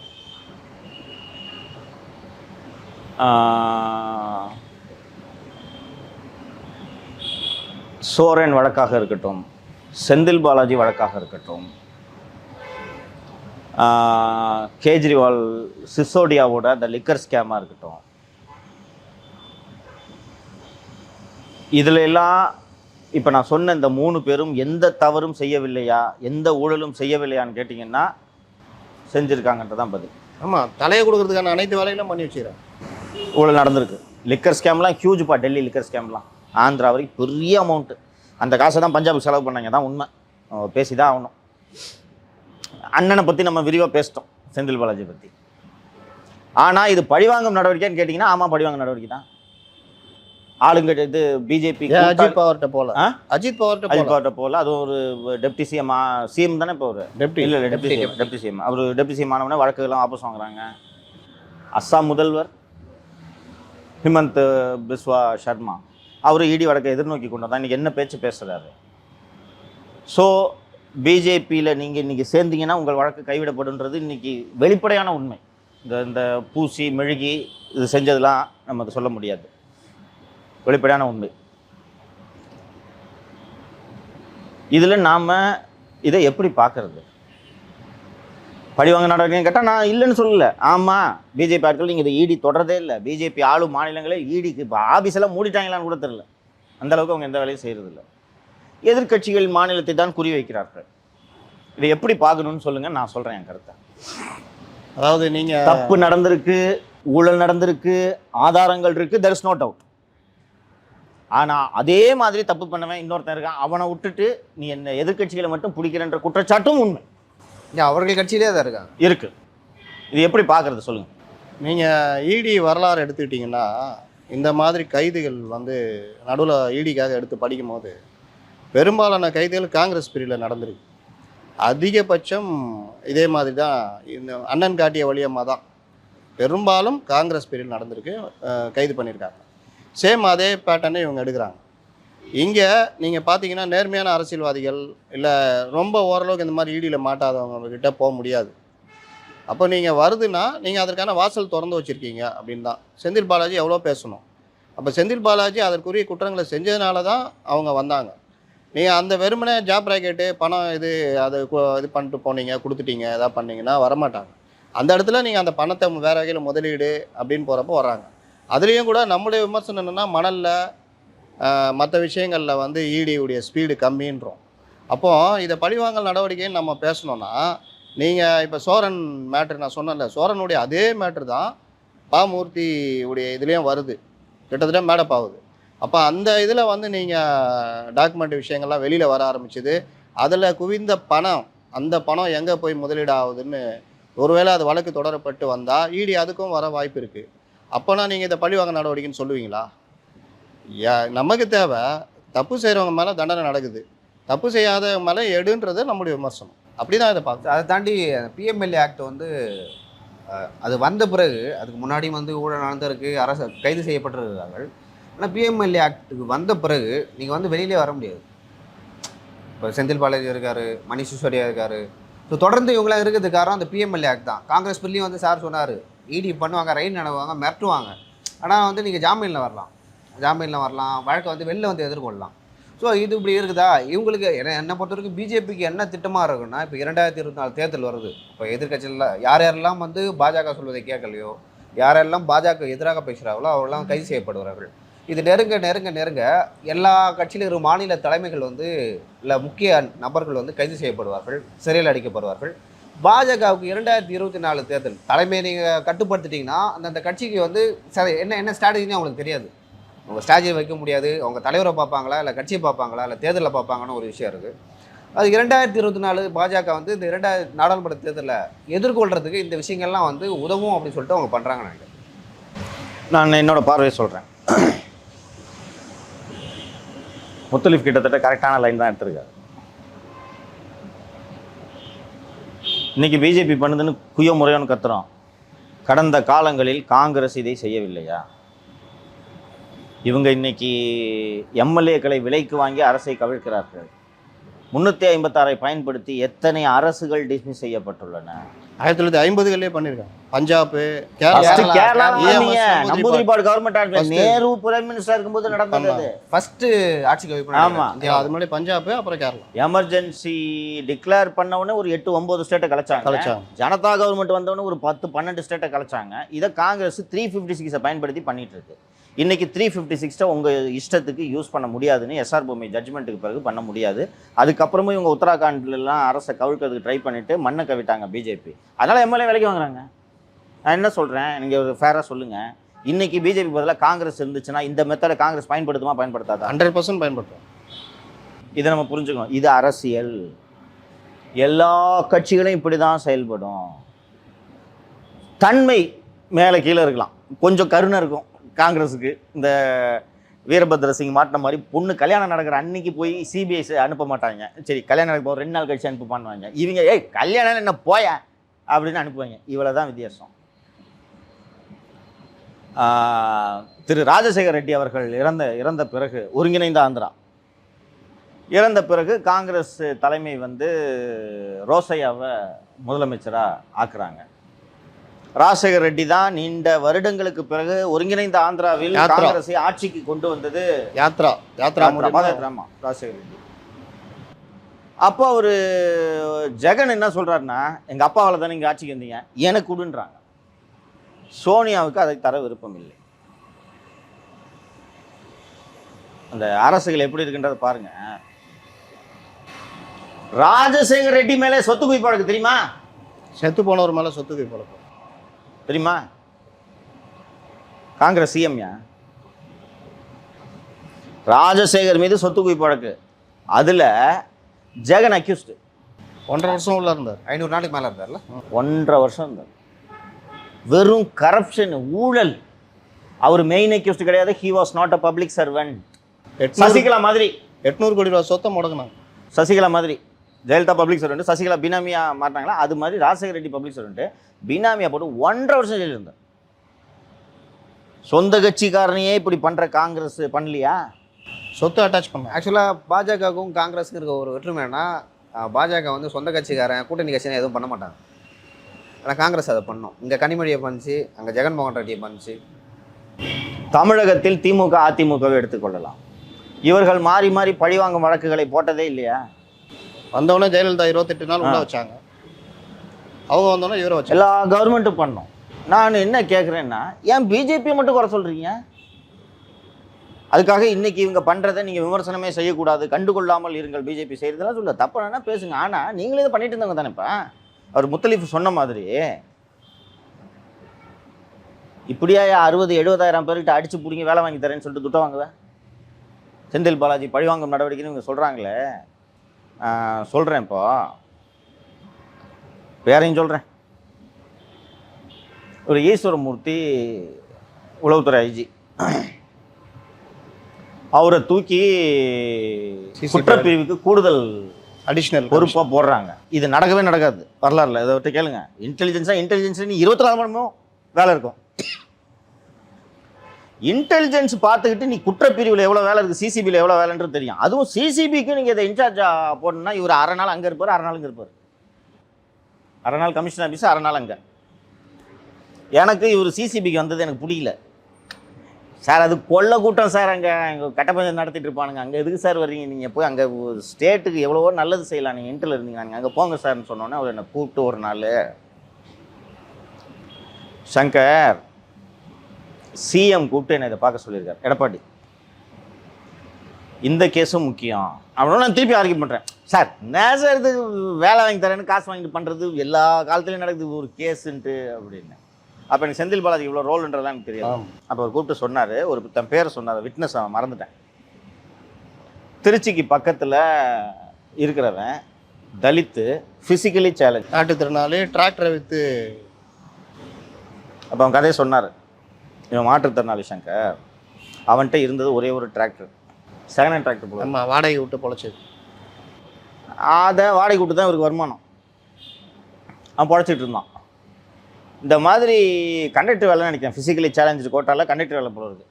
இது மாதிரி அறிவிப்பு வருது, செந்தில் பாலாஜி இது மாதிரி போஸ்டிங் போராடு சொன்னோன்னா 3 லட்சம் ரூபாய்க்கு டிராக்டர் விற்றுட்டான். விற்றுட்டு கொண்டு போய் அசோக்கிட்ட கொடுத்துருக்கான் துட்டை. தான் போச்சு, என்ன நினச்சின்னு தெரியல, வேலை கிடைக்கல, 100 நாள் வேலைக்கு போயிட்டுருக்கான். இவன் ஒரு தலித்து, ஃபிசிக்கலி சேலஞ்சு, வருமானம் இல்லாமல் அந்த டிராக்டர் வச்சு இது பண்ணிட்டு இருக்கான். இவனை அப்படியே விட்டுலாமான்னு சொல்லு சங்கர் அப்படின்னார். இல்லை சார் பண்ணணும்னு. அதைத்தான் நான் இப்போ பண்ணிட்டேன். ஜாப் பஜாரில் ஒருத்தர் தற்கொலை பண்ணிட்டாங்களா? தற்கொலையா கொலையான்னு கூட கடைசி வரையும் தெரியாது. பாஸ்கர். அப்புறம் அவர் சொன்ன பிறகு தான் எனக்கு இந்த கேஸில் இன்ட்ரெஸ்ட் வருது. அப்புறம் தான் நான் போய் அந்த செத்து போனான பாஸ்கர் இவனெல்லாம் போய் பார்த்து தான் இது என்ன ஸ்கேம்ன்றது அப்போ தான் நான் உள்வாங்கிறேன். இல்லைன்னா நான் அதை திரும்பி கூட பார்த்துருக்க மாட்டேன். எதுக்கு ஆரம்பிச்சேன்? அதான் அந்த இது ஈடியில் இப்போ இது இந்த மாதிரி கேஸு. அதுக்கப்புறம் தான் இது என்ன அப்பாயின்மெண்ட்ன்றதெல்லாம் பார்த்தா டிரான்ஸ்போர்ட் கார்பரேஷனில் இப்போ போட்டிருக்கிற கேஸு, நடந்துகிட்டு இருக்கிற கேஸு மாநகர போக்குவரத்து கழகம் மட்டும், இன்னும் இதர போக்குவரத்து கழகங்களுக்கெல்லாம் விசாரணை தொடங்கலை, மறந்துடாதீங்க. 60,000 போஸ்ட்டு. இப்போ அதெல்லாம் தொடங்கினா அண்ணன் வந்து வாழ்க்கை முழுக்க ஜெயிலில். அதை தொடலனாலும் அண்ணன் வாழ்க்கையில் பூரா ஜெயிலில் தான் இருப்பார். நீ அப்புறம் நம்மளாம் எதுக்கு இருக்கான்? அடுத்த பொங்கலுக்கு வேணால் 25 பொங்கலுக்கு பிறகு வேணால் பார்க்கலாம். இருக்கட்டையா, உமர் காலிதெல்லாம் இல்லை 4 வருஷமா டெல்லி கலவரத்தில் அவன் ஈடுபட்டதா எவிடன்ஸே இருக்கட்டும். என்ன 4 வருஷமாக ட்ரையலாக வச்சுட்டு அண்டர் ட்ரையலாக வச்சுட்டு இருப்பீங்க இல்லை?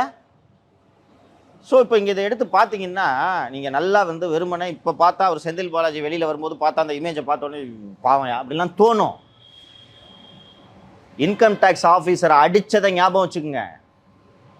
ஒரு அதிகாரி, ஒரு பெண் அதிகாரி போகிறாங்க, கூட்டத்தில் 100 பேர் 200 பேர் சூழ்ந்துட்டு கைப்பிடிச்சிருந்தீங்கன்னா என்ன அர்த்தம்? எங்கேயும் தைரியம் வருது உங்களுக்கு? அதுக்கு உதவி செஞ்சது இந்த உளவுத்துறை காவல்துறையுமா? இப்போ செந்தில் பாலாஜி ஈடி கைது பண்ணி உள்ள வச்சா தப்பா? தீதும் நன்றும் பிறர் தரவாரா? புரிஞ்சுக்குங்க. அப்போ இதை நம்ம அப்படி தான் பார்க்கணும். அரசியல் அவங்க ஒரு கேம் விளையாடுறாங்க, நீங்களும் ஒரு கேம் விளையாடுறீங்க. நீங்கள் ஆட்சியில் இருந்தீங்கன்னா என்னங்க பண்ணுவீங்க? இப்போ ஏங்க இப்போ தான் இந்த 2G டேப்லாம் ஒன்று ஒன்றா வந்துட்டு இருக்கேன். காங்கிரஸ் பீரியடில் தான் 2G இது ஸ்கேம் வெளியாச்சு. நம்மளும் எல்லாரும் பார்த்தோம். நம்ம ஆராசா, கனிமொழி, ஷாகித் பல்வாலாம் அரெஸ்ட் ஆனப்போ சூப்பர்ப்பா, பிரமாதம்ப்பா அப்படிலாம் நினச்சிட்டு இருந்தோம். இன்றைக்கி ஆராசா பேசுகிற டேப்பை கேட்டவொன்னு தான் நமக்கு எல்லாம் தெரியுது. எல்லாம் செட்டிங்கா. அன்னைக்கு நீங்கள் கூட்டணி கட்சியில் இருந்தீங்க, கூட்டணி கட்சியான திமுகவை காப்பாற்றுறதுக்கு செட்டிங் பண்ணீங்க. இன்னைக்கு எந்த கூட்டணியும் பிஜேபிக்கு தேவையில்லை, எல்லாரும் தூக்கி போட்டு அடிக்கிறான். கரெக்டா? காப்பாற்றுறீங்களா இல்லையாப்பா? எப்படி விசாரணை பண்ணணும், என்னைக்கு ரைடு வரணும், என்ன மாதிரி? இன்னொரு விஷயம் சொல்கிறேன். சென்னையில் ஒரு தொலைத்தொடர்பு அதிகாரி, ஆராசா தானே மினிஸ்டரு, அந்த தொலைத்தொடர்பு அதிகாரியை சிபிஐ விசாரணைக்கு அழைக்குது. அழைச்ச உடனே போய் அந்த தொலைத்தொடர்பு அதிகாரி சிபிஐ விசாரணையில் அட்டன் பண்ணிட்டு வந்துடுறாரு. 2 நாள் கழித்து ஆராசா கூப்பிட்டு விட்றாரு. ஆராசா இப்போ அமைச்சர். கூப்பிட்டு விட்ட உடனே போகிறார் அந்த ஆஃபீஸரு. போன உடனே உட்காருங்கன்னு சொல்லிட்டு ஆராசா ஒரு டேபிளில் ஃபைல் எடுத்து இப்படி பார்க்குறாராம். எல்லா கொஸ்டினுக்கும் நல்லா தான் சொல்லியிருக்கீங்க, நீங்கள் இந்த கேள்விக்கு மட்டும் நீங்கள் கொஞ்சம் மாற்றி சொல்லியிருந்துருக்கலாம், தேவையில்லாமல் நீங்கள் இந்த பதில் சொல்லியிருக்கீங்க, இனிமேல் கேட்டாங்கன்னா பார்த்து சொல்லுங்கள் அப்படின்றார் ஆராசா. தெரியுமா? ஆடிட்டேன் சார் நான். சார் 2 நாள் கூட அவ்வளோ சிபிஐட்ட போயிட்டு, சிபிஐ ஜாயிண்ட் டைரக்டர்கிட்ட போயிட்டு நான் அந்த ஸ்டேட்மெண்ட்டை கொடுத்துட்டு வரேன். அந்த ஸ்டேட்மெண்ட் காப்பி ஆராசா டேபிள் வச்சுருந்தார். இது சரியான்னு சொல்லுப்பா. செந்தில் பாலாஜி வழக்கில் விசாரணை ஒழுங்காக நடக்குது, நீங்கள் ஜெயிலில் இருக்காரு, இது ஓகே, அது பழி வாங்க நடக்குன்றது தூக்கி ஓரமாக வச்சிடலாம். ஆனால் உண்மையிலே கேஸ் ஃபைல் பண்ணி ஜெயிலில் வச்சுருக்காங்க. இது கரெக்டாக? அக்யூஸ்டியா ராசா தான் மெயின் பெனிஃபிஷியரி. சிபிஐயில் விட்னஸ் கொடுத்துட்டு வர ஸ்டேட்மெண்ட்டை மறுநாள் ஆராசா டேபிள் எடுத்து வச்சுட்டு எல்லா கேள்வியும் கரெக்டு, இதுக்கே அப்படி சொன்னீங்க? கேர்ஃபுல்லாக இருங்க. தெரியுமா? இது எப்படி புரிஞ்சுக்கிறது? அதனால் நம்ம எல்லா காலத்துக்கும், எல்லா சூழ்நிலைகளுக்கும், எல்லா விஷயங்களுக்கும் ஒரே அளவுகோலை வைத்து நாம் பார்க்க முடியாது. கேஸ் பை கேஸ் போவோம்.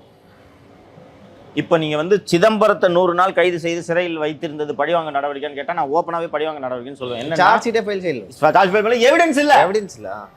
சிபிஐ இது இடியோட சார்ஜ் ஷீட், இடியோட எஃப்ஐஆர் ஆர் அந்த இடி டாக்குமெண்ட்ஸ் படியே அவங்க சார்ஜ் பண்ணுறதே P Chidambaram received ₹10 lakhs after deducting tax as பிரைபுன்னா 25 வருஷம் முன்னாடி ஒரு பி சிதம்பரம் சீனியர் வழக்கறிஞர், டெசிக்னேட்டட் சீனியர் கவுன்சில், 2001 அரசு ஊழியர்கள் 1.5 லட்சம் அரசு ஊழியர்கள் பணி நீக்கத்தை தவிர தன் வாழ்நாள் முழுக்க ஒரே ஒரு ஏழைக்காக கூட வாதாடாதவர் சிதம்பரம். சீமான், செட்டிநாட்டு சீமான், மன்னர் பரம்பரை சார் அவர். மன்னர் பரம்பரை. ஸோ அந்த மன்னர் லெவலில் இருக்கவங்களுக்கு மட்டும்தான் அவர் வாதாடி இருக்கார். Only corporates. You was a board member in Vedanta. அவர் லீகே வேற. 10 லட்ச ரூபா செக்கில் லஞ்சம் வாங்க வரையா? ஆனால் அவர் 100 நாள் உள்ளே இருந்தார். அதை பழிவாங்க நடவடிக்கைன்னா அந்த கேஸை பார்த்துட்டு நான் இதில் எவிடன்ஸ் இல்லை, இவரை வேணுக்குன்னு உள்ளே வைக்கிறாங்கன்னு அதில் சொல்லுவேன். இதில் என்ன எவிடன்ஸ் இல்லையா? இன்கம் டேக்ஸ் ஆஃபீஸர் அடிக்கிற இவ்வளோ நடந்துட்டு இருக்கு. கிட்டத்தட்ட 5-6 முறை ஜாமீன் தள்ளுபடி செய்யப்பட்டுள்ளது செந்தில் பாலாஜிக்கு. 5-6 முறை ஜாமீன் தள்ளுபடி செய்யப்படும் போதும் தவறாமல் நீதிமன்றம் குறிப்பிடுவது முக்கிய குற்றவாளி தலைமறைவு. செந்தில் பாலாஜி நினச்சா அசோகை சரண்டர் பண்ண முடியாது. அசோகை சரண்டர் பண்ண மாட்டீங்க, மந்திரி பதவியை ராஜினாமா பண்ண மாட்டீங்க. உங்களுக்கு பழிவாங்க நடவடிக்கைன்னு சொல்லிட்டு ஜாமீன் மட்டும் கொடுக்கணுமா?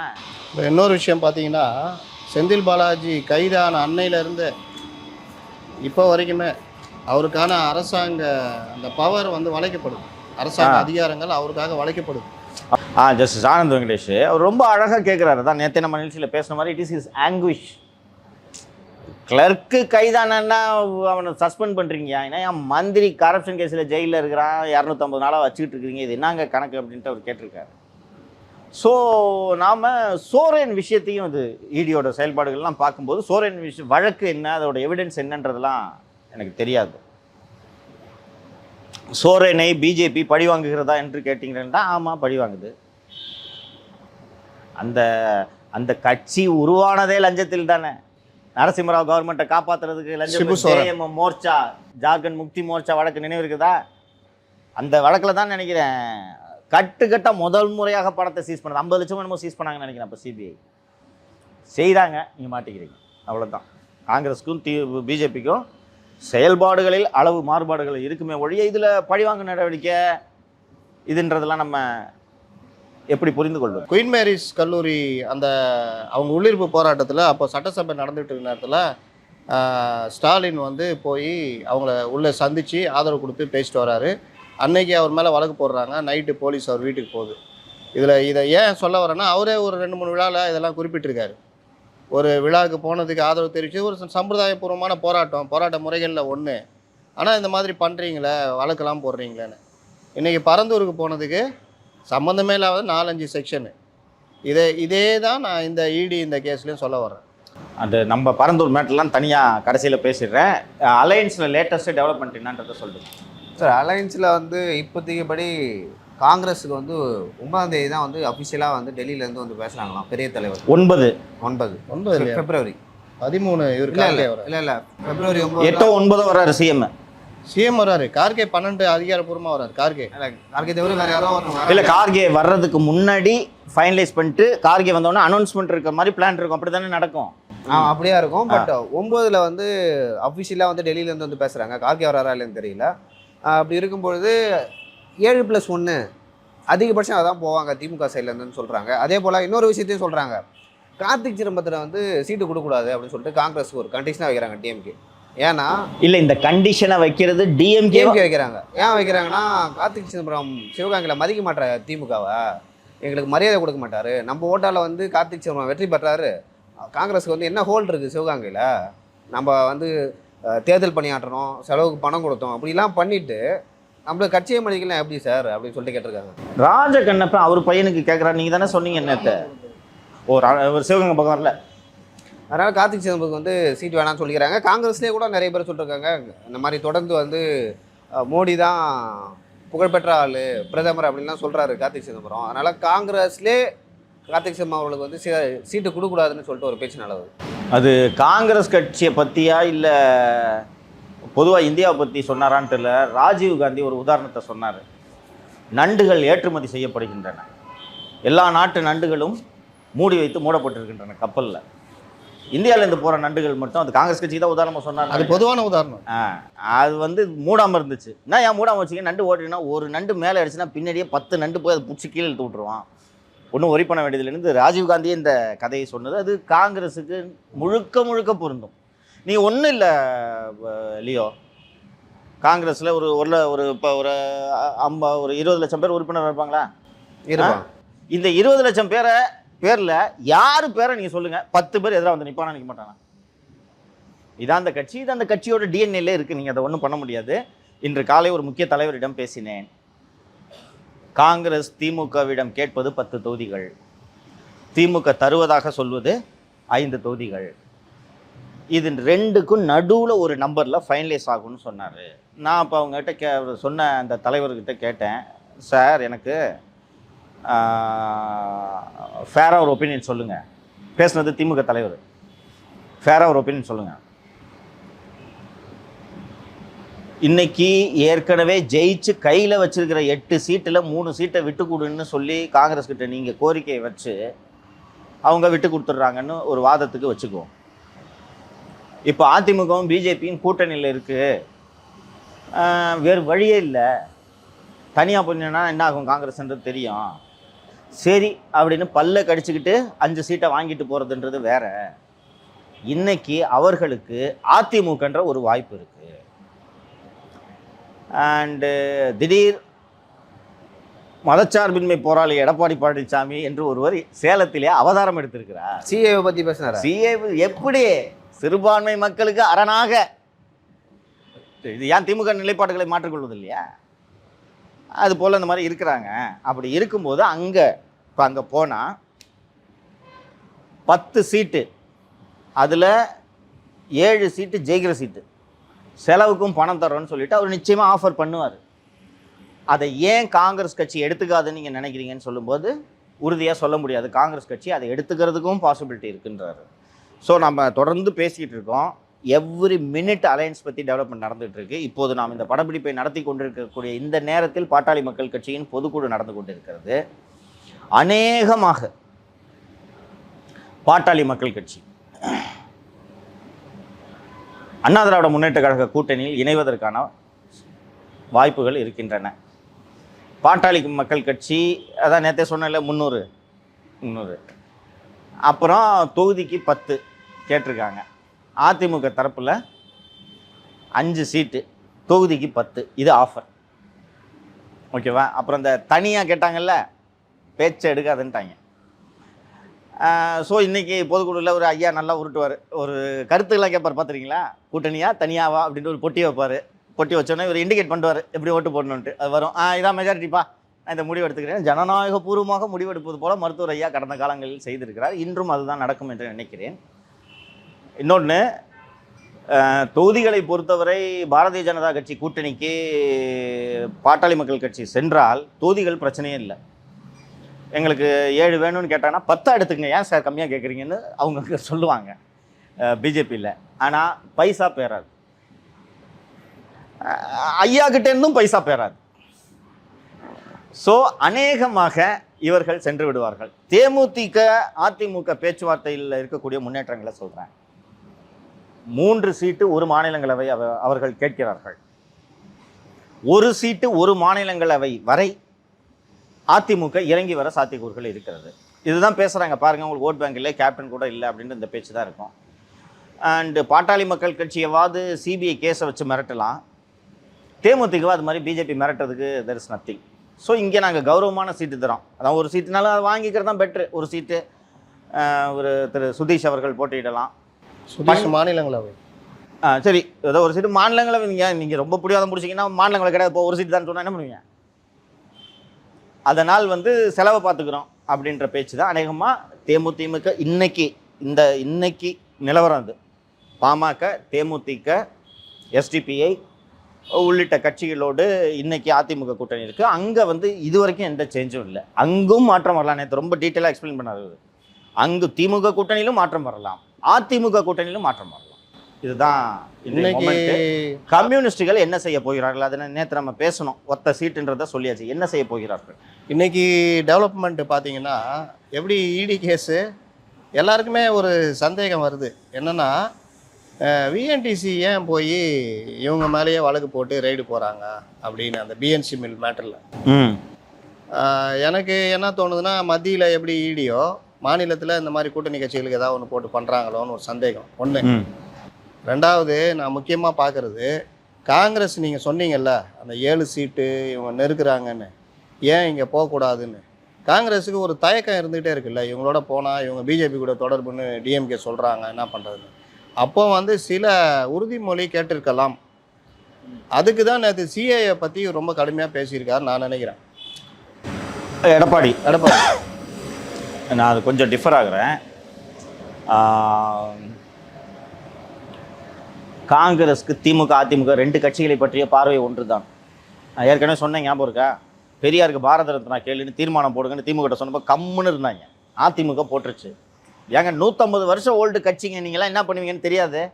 பிஜேபியோட கூட்டணி சேராத ஒரு கட்சி ஒன்று இந்தியாவில் உண்டென்றால் காங்கிரஸ் கட்சி மட்டும்தான். உச்சநீதிமன்றத்தில் பினராயி விஜயனுக்கு எதிரான லவ்லின் வழக்கு விசாரணைக்கே வராமல் சில பல ஆண்டுகளாக நிலுவையிலேயே இருப்பதன் காரணம் என்ன? புல்குத்தா? சொல்லுங்க வார்த்தை சொல்லுங்க. வேண்டாம். அவங்களுக்கு அங்கே என்ன, காங்கிரஸை நீ காலி பண்ணு, அவ்வளோதானே. சரி, சோரன் அரெஸ்ட் பண்ணதை பற்றி நம்ம பேசணும். தங்க கடத்தல் வழக்கு நினைவிருக்கிறதா? சொப்னா முதல்வரின் செயலாளர் கைது டக்குன்னு ஞாபகம் வந்துடும். முதல்வரின் செயலாளர் ஒருத்தர் சிவசங்கரன் நினைக்கிறேன். ஆமாம், கைது செய்யப்பட்ட சமீபத்தில் தான் சிறையில் இருந்து வெளியே வந்தார். தலைமைச் செயலர்ல அவர் இல்லை, சிஎம் செக்ரட்டரி ஞாபகம் வச்சுக்கணும். வந்தார். அந்த சிவசுப்பிரமணியத்துக்கிட்ட இருந்து இன்னொன்று ஸ்வப்னாவே வெளியில் வந்து பினராயி விஜயன் இதில் இன்வால்வ்டுன்னு புகார் சொன்னாங்களா? ஞாபகம் இருக்கா? இன்னொரு விஷயம், வெளியில் வராத விஷயத்த சொல்கிறேன். தங்க கடத்தலில் பினராயி விஜயனுக்கு தொடர்பு இருக்கிறது என்று மல்டிபிள் ஏஜென்சிஸ் கிட்ட வாக்குமூலம் இருக்குது தெரியுமா? என்ஐஏ கிட்ட இருக்குது, இடி கிட்ட இருக்குது, டிஆர்ஐ கிட்ட இருக்குது. இங்கே நம்ம ஊருக்கு மணல் எப்படியோ கேரளாவுக்கு தங்கம். நம்ம ஊரில் இவர் மாதிரி அந்த ஊரில் அவர். தங்க கடத்தலில் ஈடுபடாத அரசியல் கட்சிகள் கேரளாவில் கிடையாது. நம்ம கல்ஃபோட தொடர்பு அதிகம். நீங்கள் பார்ப்பீங்களே, எனக்கு கூட புரியாது. எப்போ பார்த்தாலும் 5 கிலோ மாட்டுச்சு, இது மாட்டுச்சு, இதில் தங்கத்தை ஒழிச்சு வச்சுருந்தாங்க. அது கேரளாவோட ட்ரெடிஷன்.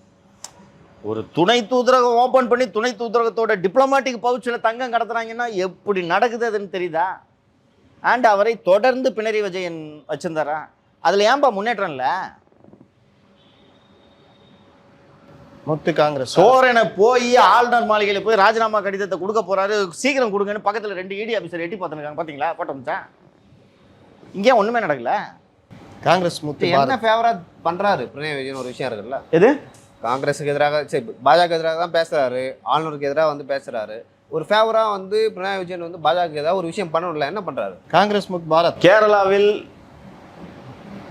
பிஜேபி வளர்வதற்கு உதவுகிறேன் என்று கூட சொல்லலாம்.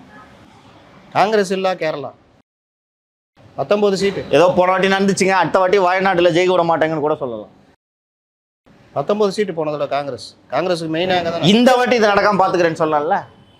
அந்த 19 இங்கே இருக்க, நம்ம 8 இல்லைன்னா காங்கிரஸோட கதி என்ன? 20 சீட்டு 25 சீட்டில் தென்னகம் தான் காங்கிரஸை காப்பாற்றியது, உயிரோடு வைத்திருந்தது இல்லையா?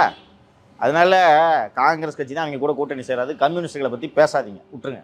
இந்த கூட்டணி இது பார்த்தீங்கன்னா, நீங்கள் இது சொன்னீங்க, பாமக வந்து இங்கே போகிறாங்க, தேமுதிகவும் போகிறாங்கன்னு. அதுக்கான வாய்ப்புகள் அதிகம்.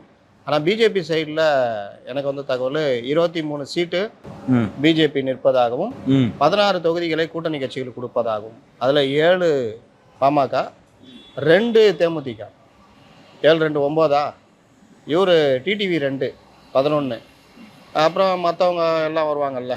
உங்களுக்கு இந்த ஓபிஎஸ் கணக்கில் சேர்க்கறதா ஐடியாவே இல்லையா உங்களுக்கு? ஒன்று தேனி. ஏன்பா ஒரு 3 டைம் சீஃப் மினிஸ்டர்ப்பா, ஒன்னே ஒன்று கொடுக்குற. டிடிவி தினகரன் இது வரைக்கும் சீஃப் மினிஸ்டராக இருந்தது கிடையாது, அவருக்கு 2 தரேன்றீங்க. அவர் 3 டைம் சீஃப் மினிஸ்டர், ஒரே ஒரு குருக்கள்னு சொன்னால் அப்புறம் அந்த பையன் என்ன பண்ணுவான்? அவங்க கேட்குறது எனக்கு தெரிஞ்சு ஒன்றா தான் இருக்கும். டிடிவி 20 தொகுதியில் ஏடிஎம்கே காலி பண்ணார் 2021 தேர்தலில். இவர் என்ன பண்ணார்? கூட இருந்தே காலி பண்ணார். அதனால் ஓபிஎஸ் கணக்கில் வரமாட்டா, ஒரு சீட்டு.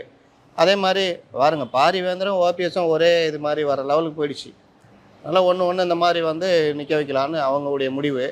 இதில் என்னென்னு பார்த்தீங்கன்னா, இவங்க வந்து 8லேருந்து 10% நம்ம இருக்கிறோன்னு நம்புகிறாங்க, அண்ணாமலை மற்ற விஷயங்கள்லாம். ப்ளஸ் இவங்க எல்லாம் சேர்ந்து இப்போ பாமக வருது, பத்திரிகையாளரில் மூத்த பத்திரிகையாளர் சுமந்த் ஸ்ரீராமன் நேற்று தான் பேசுகிறாரு. கிட்டத்தட்ட 10க்கு மேலே பிஜேபி இருக்குது, பாமக ஒரு 5 வருது, மற்றவங்களாம் வந்தாங்கன்னா சில இடங்களில் பெரிய பாதிப்பை உண்டு பண்ணுவாங்க, ஆனால் ஒரு சீட்டு கூட ஜெயிக்க மாட்டாங்கன்றதை அவரும் சொல்கிறார். ஏன்னா கிட்டத்தட்ட 16 லட்சம் 12 லட்சம் இப்படி வர்ற இடம் வாக்குகள் இருக்கிற இடம். அதனால் இவங்க பாதிப்பு 2 கூட்டணியில் ஏதாவது உனக்கு பாதிப்பை உண்டு பண்ணுவாங்க அப்படின்னு. நீங்கள் சொல்ல பிரகாரம் பார்த்தா பாமக வந்து இந்த தடவை கொஞ்சம் புத்திசாலித்தனமாக முடிவெடுக்கிறாங்க. ஏன்னா பணமும் எம்பியும் சேர்த்து கிடைக்குதுன்னா ஓகே, அதை விட்டுட்டு அங்கே போய் நின்று அதிக சீட்டு கொடுத்தாலும் அதே 7 தான் கொடுக்க போகிறாங்க. இல்லை முத்துலீம், ஒரு விஷயம் சொல்லுங்க, பாமகவோட ஸ்டைல் எப்போவுமே தோக்குற கூட்டணியில் சேர்றது தானே அவங்களோட ஸ்டைலு. கரெக்டாக வந்து எலெக்ஷன் நேரத்தில் மாறி தோற்றுருவாங்க. இந்த தடவை இதை தோக்குறது நினச்சிட்டு ஒரு வேளை வராங்களான்னு தெரியல, இருக்கலாம். அதனால இது திமுக கூட்டணி கிட்டத்தட்ட எப்படின்னா ஒரு கருத்தை உருவாக்கிட்டு இருக்காரு சின்னவர் அப்படின்னு சொல்றாங்க. என்னன்னா எல்லா தொகுதியிலையுமே தலைவர்களை பார்க்குறாரு, பாராளுமன்ற கூட்டம் அந்த குழு அப்படின்ட்டு பார்க்குறாரு. அவரும் இப்போ தலைவர் ஆயிட்டார்ல, அதனால அந்த வேகத்தை ஸ்பீடா ஆள் இல்லைப்பா, அதனால எல்லாரையும் கூப்பிட்டு வச்சு டெய்லி பேசிட்டு இருக்காரு. இது வந்து கூட்டணி கட்சிகளுக்கு ஒரு அதிருப்தியை, ஒரு பயத்தை, அதாவது மனோரீதியாக இங்கே பாரு, இப்போ இவங்க நினச்சிட்டு இருக்க தொகுதியில் கூப்பிட்டு தலைவர்களை பேசுனா அப்போ அவங்களுக்கு ஒரு இது வரும்ல, சிந்தனை வரும், என்னடா தொகுதியை கேட்கலாமா வேணாவான்னு. அந்த மாதிரி ஒரு இது. சிவகங்கை வந்து டிடிவியும் கேட்குறாரு, காங்கிரஸ் தனக்கு வேணான்னு முடிவெடுக்குது. ஒரு டீமு இந்த கே ராமசாமி மற்றவங்களாம், சிதம்பரம் அழுத்துறாரு காங்கிரஸ் இது சிவகங்கை வேணும்னு. திமுக சிவகங்கையை காங்கிரஸ் பக்கம் தள்ளிவிட பார்க்குது. பிஜேபியில் இவர் டிடிவி சிவகங்கை நிற்கிறாரு. அப்போ சிவகங்கைன்றது ஒரு குறிப்பிட்ட ஒரு கவனிக்கப்படக்கூடிய இல்லை சார். அதை தாண்டி பாஜக வந்து இனிமே அதிமுக கூட்டணிக்கு வருவாங்க அப்படின்னு சில பேர் நம்பிக்கிட்டு இருக்காங்க. கரெக்ட், ஓகேவா? இல்லை பேசுனா அவங்க இனிமே நம்புறாங்க அதிமுக எப்படியாவது கூட்டணிக்கு கொண்டு வந்துடணும், கூட்டணிக்கு கொண்டு வந்தால் ஒரு 20 சீட் தான் ஜெயிக்கலாம். அப்படியே கூட்டணி உருவாகும் சூழல் ஏற்பட்டு சரி கூட்டணி வைத்துக் கொள்ளலாம் என்று எடப்பாடியும் டெல்லி தலைமையும் நினைத்தாலும் முதல்வர் வேட்பாளர் யாரு? என் மக்கள் நாயகன் அனுமதிக்க மாட்டார். அவர் தான் என் கட்சி தமிழ்நாட்டில். அதனால அதுக்கு வாய்ப்பு. இன்னைக்கு பிஜேபின்னு தமிழ்நாட்டில் தெரியுதுன்னா அதுக்கு ஒரே காரணம் அண்ணாமலை அப்படின்னு யார் சொல்றது? அவரே தான். எச் ராஜா சொல்லுவாரா? சரிங்க, அது முக்கியமான விஷயத்துக்கு வாங்க. என் அருமை நண்பர் எச் ராஜா அவர்களுக்கு சிவகங்கை இடம் உண்டா இல்லையா? இல்லை. ஏங்க அதான் டிடிவி கொடுக்குறாங்கல்ல. நீங்க கட்சியிலேருந்தே அவர் ஒதுங்கிட்டாரு. ஏப்பா கொடுங்கப்பா. இன்னைக்கு ஒன்று எச்சரிக்கை விட்டுருக்காரு. நினைச்சே நீங்க சொல்றீங்க. நீங்க அதாவது கடுமையான எச்சரிக்கை. சிஏவை கொண்டு வர மாட்டான்னு சிஎம் சொல்லிட்டாரு, எடப்பாடி சொல்லிட்டாரு. சிஏஏ சட்டம் என்பது அரசியலமைப்பு சாசனமா? ஆமா. மீறினால் என்ன நடக்கும் தெரியுமா? கேள்விக்குறி. அவருக்கே தெரியல, ட்விட்டர்ல கேட்கிறாரு என்ன நடக்கும் தெரியுமா? யாருக்காவது தெரியுமா? ஸ்பெயின்ல இருக்கிற முதலமைச்சர் பயந்துருவாரு, அந்த அளவுக்கு இது பண்றாரு. பாஜக வந்து முக்கியமா வந்து தென் தமிழகத்துல ஃபோக்கஸ் பண்றாங்க சார். ரைட், அவங்க தே ஆர் டூயிங் சோஷியல் இன்ஜினியரிங்ன்றதை நம்ம பலமுறை விரிவா பேசியிருக்கோம். ஒரு விஷயம் மட்டும், வழக்கமான தேர்தல்களை போல இந்த தேர்தலில் தமிழகத்தை அணுக பாஜக தயாராக இல்லை. எனக்கு தெரிஞ்ச ஒரு 5-6 கேண்டிடேட் ஆல்ரெடி ஸ்டார்டட் ஒர்க். உதாரணத்துக்கு திரு முருகன், நயினா நாகேந்திரன், தென்காசி ஒரு கருநாகராஜன். அவர் எங்க போட்டிட்டாரு? ஒரு 4 தொகுதி சவுத்தில் கேட்டிருக்காரு. சவுத்தில் தான் கேட்டிருக்காரு மேக்ஸிமம். கேட்கலாம். அவரு இங்க சென்ட்ரல் மெட்ராஸ்ல வினோஜ். அதனால ஒர்க் ஸ்டார்ட் பண்ணிட்டாங்க.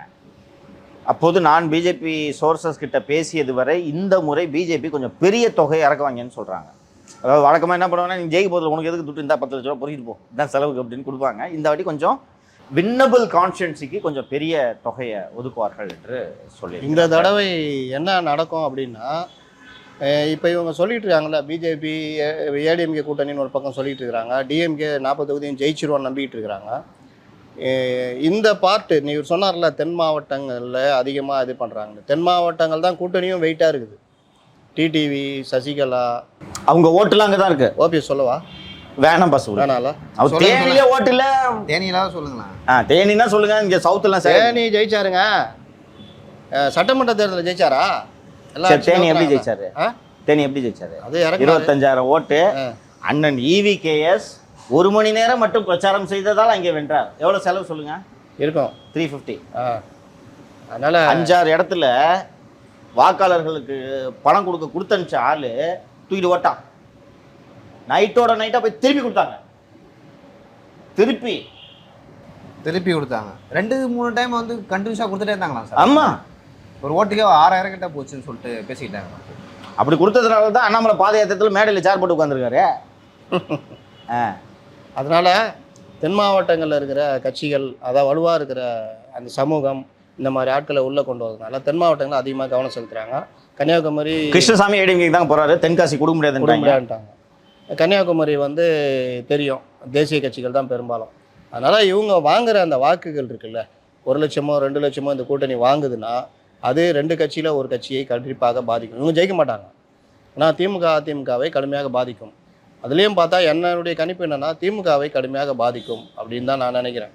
அதனால் பாஜக கூட்டணி ஒரு வகையில் திமுகவுக்கு ஊர் விளைவிக்கிற கூட்டணியாகத்தான் மாறும். இல்லை சார், அது எனக்கு தெரிஞ்சு ஏடிஎம்கேவும் பார்க்கும். ஏன்னா டிடிவி ஏற்கனவே வந்து சட்டமன்ற தேர்தலில் ஓட்டை பிரிச்சாரு. சசிகலாவும் இருக்காங்க, ஓபிஎஸும் இருக்காங்க. ஓரளவு அதிமுக ஓட்டையும் சவுத்தில் வந்து பாதிக்கும். இல்லை, அதிமுக சவுத்தில் இவங்களுக்கு பெரிய அளவு. டிடிவி சட்டமன்றத்தில் 2021 பிரிச்சாருன்னா டிடிவி சுயம்புவாக இருந்தார், அவருக்கு ஒரு மரியாதை இருந்தது. இன்னைக்கு டிடிவி பாஜக நம்ம இந்த ஓட்டிங் பேட்டர்னை பார்க்கணும். இவர் சொல்கிறது வேலிட் பாயிண்ட். நம்ம இந்த ஓட்டிங் பேட்டர்னை பார்க்கணும். நம்ம மக்கள் வந்து ரொம்ப தெளிவாக அசம்பிளிக்கு ஒரு மாதிரி ஓட்டு, இங்கே இது மாதிரி ஓட்டுன்ட்டு ரொம்ப தெளிவாக. பாஜக கூட அப்போ இல்லை அவர். இவர் இப்போ டிடிவி பாஜகவோட. இன்னொன்று, டிடிவியோட ஸ்ட்ரென்த்தில் ஒன்று, அவர் உறுதியான பிஜேபி எதிர்ப்பாளர் இருந்தார். கல்லை கட்டி கிணற்றில் விழுந்தாலும் விழுவேன், பிஜேபியோட கூட்டணி வைக்க மாட்டேன், எனக்கு வயசு இருக்கு, ஜெயிலு போட்டால் எத்தனை வருஷம் போடுவேன், 7 வருஷமா, வெளியில் வந்து நான் திருப்பி அரசியல் பண்ணுவேன் என்று சொன்ன டிடிவி வேறு. ஸ்ரீ ராமச்சந்திரமூர்த்தியே பிரதமர் வடிவில் அவதாரம் எடுத்திருக்கிறார். ராமச்சந்திரமூர்த்தி தான் மீண்டும் பிரதமராக வர வேண்டும் என்று பேசும் டிடிவி வேறு. கள்ள கட்டிட்டு கேந்திர குஷ்டார் போல குஷ்டர். இன்னும் தேர்தல் நெருங்க இன்னும் கொடூரமாக மாற ஆரம்பிச்சிருவார். இன்னும் பெரிய கல்லை கட்டி குதிப்பார். ஓகே, கல்லாம் கட்டி குதிப்பார். அதனால் வேரியஸ் ஃபேக்டர்ஸ் இருக்குது அவர் டிடிவிக்கு. தமிழகத்தில் புரட்சி தலைவி அல்லது எம்ஜிஆர் ஆட்சி அமைப்பதை விட பத்திரமாக பாக பிரிவினை நடத்த வேண்டும் என்பதில் தான் அவருக்கு அக்கறை. அவருக்கு யார் கூட பிரச்சனை சொல்லுங்க கரெக்டா? நீங்க சொல்லுங்க. சசிகலா அவர்கள் கூட. சசிகலா அவர்கள் கூடவும் திவாகரன். ஏன்னா Sasikala is siding with Divakaran தம்பி, அக்கா பையன் தானே. அப்போ வெறுமனை போய் ஒண்டியாளா தனியாளா நின்று சொத்துக்காக சண்டை போடுறதுக்கு பதிலா ஒரு கட்சியா சண்டை போடுறது பெட்டரா இல்லையா? ஒரு எம்பியா இருந்து சண்டை போடுறது அதோட இன்னும் சிறப்பு. இது ஒரு புறம். திவாகர் ஒரு கட்சி ஆரம்பிச்சார், ஞாபகம் இருக்கா? பேர் என்ன பேர் வாயில் எம்ஜிஆர் ஞாபகம் இருக்கு. ஒரு முன்னாடி பின்னாடி ஒரு 2-3 வார்த்தை சேர்த்துக்க. திவாகரன் கட்சினே சொல்லலாம். ரைட், திவாகரன் கட்சி. அவ்வளோதான், எனக்கும் ஞாபகம் இல்லை. எம்ஜிஆர்னு ஆரம்பிச்சாரு, ஒரே ஒரு நாள் லெட்டர் பேட் மட்டும் ஏதோ ஒன்று வந்துச்சு. அவர் ஒன்றும் டேக் அப் ஆகலை. அது அவர் கட்சி ஆரம்பிச்சதோட நோக்கமும் இதுதான். நான் உனக்கு மட்டும் தான் ஆரம்பிக்க தெரியுமா, நான் ஆரம்பிக்கிறேன் பாரு அப்படின்ட்டு ஆரம்பிச்சார். அவரோட ப்ரையாரிட்டி வேற. ஸோ மக்கள் இதை பார்ப்பாங்கல்ல. இப்போவே நம்ம சொல்லாமே, ஆர்கே நகரத்து இடைத்தேர்தல் நடந்த சமயத்தில் திரு தினகரன் அவர்களுக்கு இருந்த செல்வாக்கு இப்போது இருக்கிறதா? கிடையாது. இல்லை, அன்றைக்கி ஒரு நியூ வேவ் அவர். நான் கேள்வி கேட்டாலும் பதில் சொன்னேன் அந்த மனுஷன். எப்படி அது பண்ணால் நான் ஏடிஎம்கேல ஒரு லீடர்கிட்ட கேட்டேன், சார் நீங்கள் தானே நீங்கள் 6000 ரூபாய் கொடுத்தீங்க ஒரு ஓட்டுக்குன்றது எனக்கு நல்லா தெரியும், உண்மையை சொல்லுங்கள், எப்படி தோத்துங்கன்னு கேட்ட உடனே அவர் ஒரு ஃபேக்டராக சொன்னது. திருப்பி இவரை டிவியில் பார்த்துட்டு இருந்தாங்க சார். அப்போது அது ஒன்று இவர் தான் கொடுத்தாரு நினச்சிட்டாங்க, இவருக்காக தான் கொடுத்தாங்க சார். அதை தாண்டி வந்து டிடிவி தினகரன் அந்த டைமில் தங்கத்தமிழ் சொல்ல வந்தார், வெற்றிவேல் இருந்தார். You are right. ரெண்டு பேரும் பெரிய ஸ்ட்ரெங்த். வெற்றிவேல் வந்து பெரிய ஸ்ட்ரெங்த். அதை வந்து வெற்றிவேல் கூட இருந்தாங்கல்ல, அவங்களே என்கிட்ட சொன்னாங்க. அதிமுகவில் இருக்க சில தலைகள் வெற்றிவேல்கிட்ட போய் பேசுறாங்க, எதுக்கு டிடிவி தினகரன் வளர்த்து விடுறேன்னு கேட்டிருக்காங்க. தங்கமணி அவர்லாம் கேட்டிருக்காரு, வெற்றிவேல் எதுக்கு வளர்த்து விடுறீங்க அவர்லாம் அப்படின்னு சொல்லிட்டு. ஆனால் வெற்றிவேலு என்னை வந்து ஒரு இடத்துல வந்து நம்பிக்கையாக இருக்குன்னு ஆசைப்பட்றேன், நான் அவர் கூட தர்றேன் அப்படின்னு சொல்லிட்டு சொல்லியிருக்காரு. ஒரு வடசென்னையில் ஆர்கே நகரில் வெற்றி பெறதுக்கு வெற்றிவேல் அவர்கள் வந்து இந்த கிராஃப் பார்க்கணும். வெற்றிவேல் வந்து இவரை டிடிவியை வளர்த்தணும்னு அவசியம் இல்லை. அம்மா வந்து சசிகலா வந்து துணை பொதுச் செயலாளராக ஆகிட்டு போகிறாங்க, டாப்லேயே இருக்கார். ஊடக வெளிச்சத்தில் மறுபடியும் வந்துட்டார், டிடிவின்னு வருது. எந்த டிடிவி? அந்த டிடிவி, பொருளாளராக இருந்த டிடிவின்னு. அப்புறம் அவர் தொடர்ச்சியாக இது பண்ணுறாரு, பேட்டி கொடுக்குறாரு, எல்லாம் பண்ணுறாரு, அப்படியே இருக்கார். இப்போ தானே 2 வருஷத்துக்கு முன்னாடி அப்படியே காணா போயிட்டார். அது முன்னாடி வரைக்கும் அவர் ஒரு பெரிய லீடர். அந்த 2 வருஷத்துக்குள்ள தான் அவரோடு இருந்தவர்கள் பலர் விலகி சென்றதும் இப்போதான் நடந்தது. தமிழகத்துக்கு புதிய உளவுத்துறை ஏடிஜிபி நியமித்திருக்கிறார்கள். அப்படியா? ஏன் இவரை கோர்சலில் போட்டுற போகிறாங்களா? யார? செந்தில் வேலைண்ணா. அவர் வர்ற வரைக்கும்பா, வர வரைக்கும்னா சிஎம் வர்ற வரைக்கும் அவர் புள்ள அஃபிஷியேட்டிங் சீஃப் மினிஸ்டராக இருந்து உறுதிமொழியெல்லாம் ஏற்றுக்கிறீங்க. செந்தில் வேலன் வர்ற வரைக்கும் ஃபாதர் ஜான் உளவுத்துறையை பார்க்கக்கூடாதா? அவர் தான் அப்போத்துலேருந்து இருக்காருங்க. என்னங்க நீ அவர் எப்போ சார் போனார்? அவர் இப்போ கீழே தானங்க இவரே இருந்தார். இப்போ எந்த அளவுக்கு போயிருக்கிறது என்றால் தமிழகத்தில் ஒரு 4 ஐபிஎஸ் அதிகாரிகளை அழைத்து அவன் பாட்டுக்கு போய் இது உளவுத்துறையா நாடார் மகாஜன சபையான்னு பேசுறான். அந்த பேரு படிச்சிங்க. அது படிச்ச உடனே சொல்லிட்டான், இது கிறிஸ்டின் நாடார் சார்ட்டான். திருப்பி ஒரு அடி படிச்சிடுறேன். ஏன்னா இந்த பெயர்கள் உளவுத்துறையில் காவல்துறையில் மிகப்பெரிய புயலை கிளப்பி இருக்கின்றன. ஜே செக்ஷனா இப்போ தெரியுதா? ஜே செக்ஷன் என்னன்னு? ஜே செக்ஷனில் யார் பணியாற்றுகிறார்கள் என்பது யாருக்குமே தெரியாதா? தெரியக்கூடாது. மிக மிக ரகசியமாக முக்கியமான ரகசியம். என் ஃபோனை 2006 யார் ஒட்டு கேட்டாங்கன்றது இப்போ சொல்கிறேன். அவர் இப்போ ஒட்டு கேட்பில் இல்லை. குமரேசன் பேர், அடிஷ்னல் எஸ்பி 96 பேட்ச். பார்த்து பேசியிருக்கேன். என்ன சார் சோகம் ஒட்டு கேட்டிங்களேன்னு சொன்னேன். சிரிச்சாரு. அப்போ நான் மறந்துட்டேன். இருங்க, தான் ஜாஃபர்லாம் என் மேலே கோவத்தில் இருக்கிறதுக்கு இது ஒரு காரணம். அப்போவும் இது சீக்ரெட்டு. என் ஃபோனை 24 மணி நேரம் மானிட்டரிங்கில் அப்போவே போட்டிருந்தாங்கன்றது எனக்கு தெரியும். அந்த குமரேசன் ஃபோட்டோ எடுத்து பப்ளிஷ் பண்ணிட்டேன். ஆடிட்டாங்க எப்படின்ட்டு. அப்புறம் அவர் ஃப்ரெண்ட் ஆகிட்டார். இப்போது அன்னைக்கு படிச்சதில் பேர் திருப்பி ஒரு வாட்டி படிக்கிறேன். Anbarasu Justin, John Kennedy, welcome Rajasekar மற்றும் சுதாகர் தேவசகாயம். பேர்லாம் அது என்னன்றது சொல்லிட்டாங்க. எல்லாரும் இவங்க ஜேடி யாரோ சொன்னீங்களா? அவரு இல்லையா? அவர் political, it is not J section. Jedidiah சுபாஷ், additional SP Sivarajan, Subbaiah inspector. இவங்களாம் பொலிட்டிக்கல். இது ஃபாதர் ஜானுக்கு அப்போதும் இல்லை, மண்டைக்கு மேலேயும் இல்லை, உள்ளேயும் இல்லை, ஒன்றும் சொல்கிறதுக்கு இல்லை. ஏன்னா இல்லைன்னா நான் ஏன் சொல்கிறேன்னா, என்ன ஒரு மூத்த அதிகாரி போய் இப்படி பேசுகிறேன்ட்டு உங்களுக்கு கூட தோணும். நான் ஒன்றும் ரொம்ப பெரிய ஆள் கிடையாது. ஆனால் நானே போய் ட்ரோல் மாதிரி சண்டை போட்டுட்டு இருக்க மாட்டேன் சோஷியல் மீடியாவில். நீங்கள் பார்த்துருப்பீங்க. எவனாவது கீழே ஏதாவது சொன்னேன்னா பிளாக் பண்ணிட்டு போ, நீ யாரா உனக்குலாம் நான் வந்து பதில் சொல்கிறது, இப்படி தான் நான் பார்ப்பேன். அவர் ஒரு கூடுதல் டிஜிபி.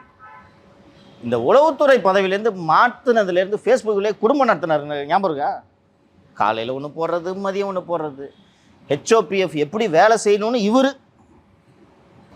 கருத்து சொல்கிறார். மீட்டிங் நடத்தி நேரத்தை வீணடிக்கக்கூடாது.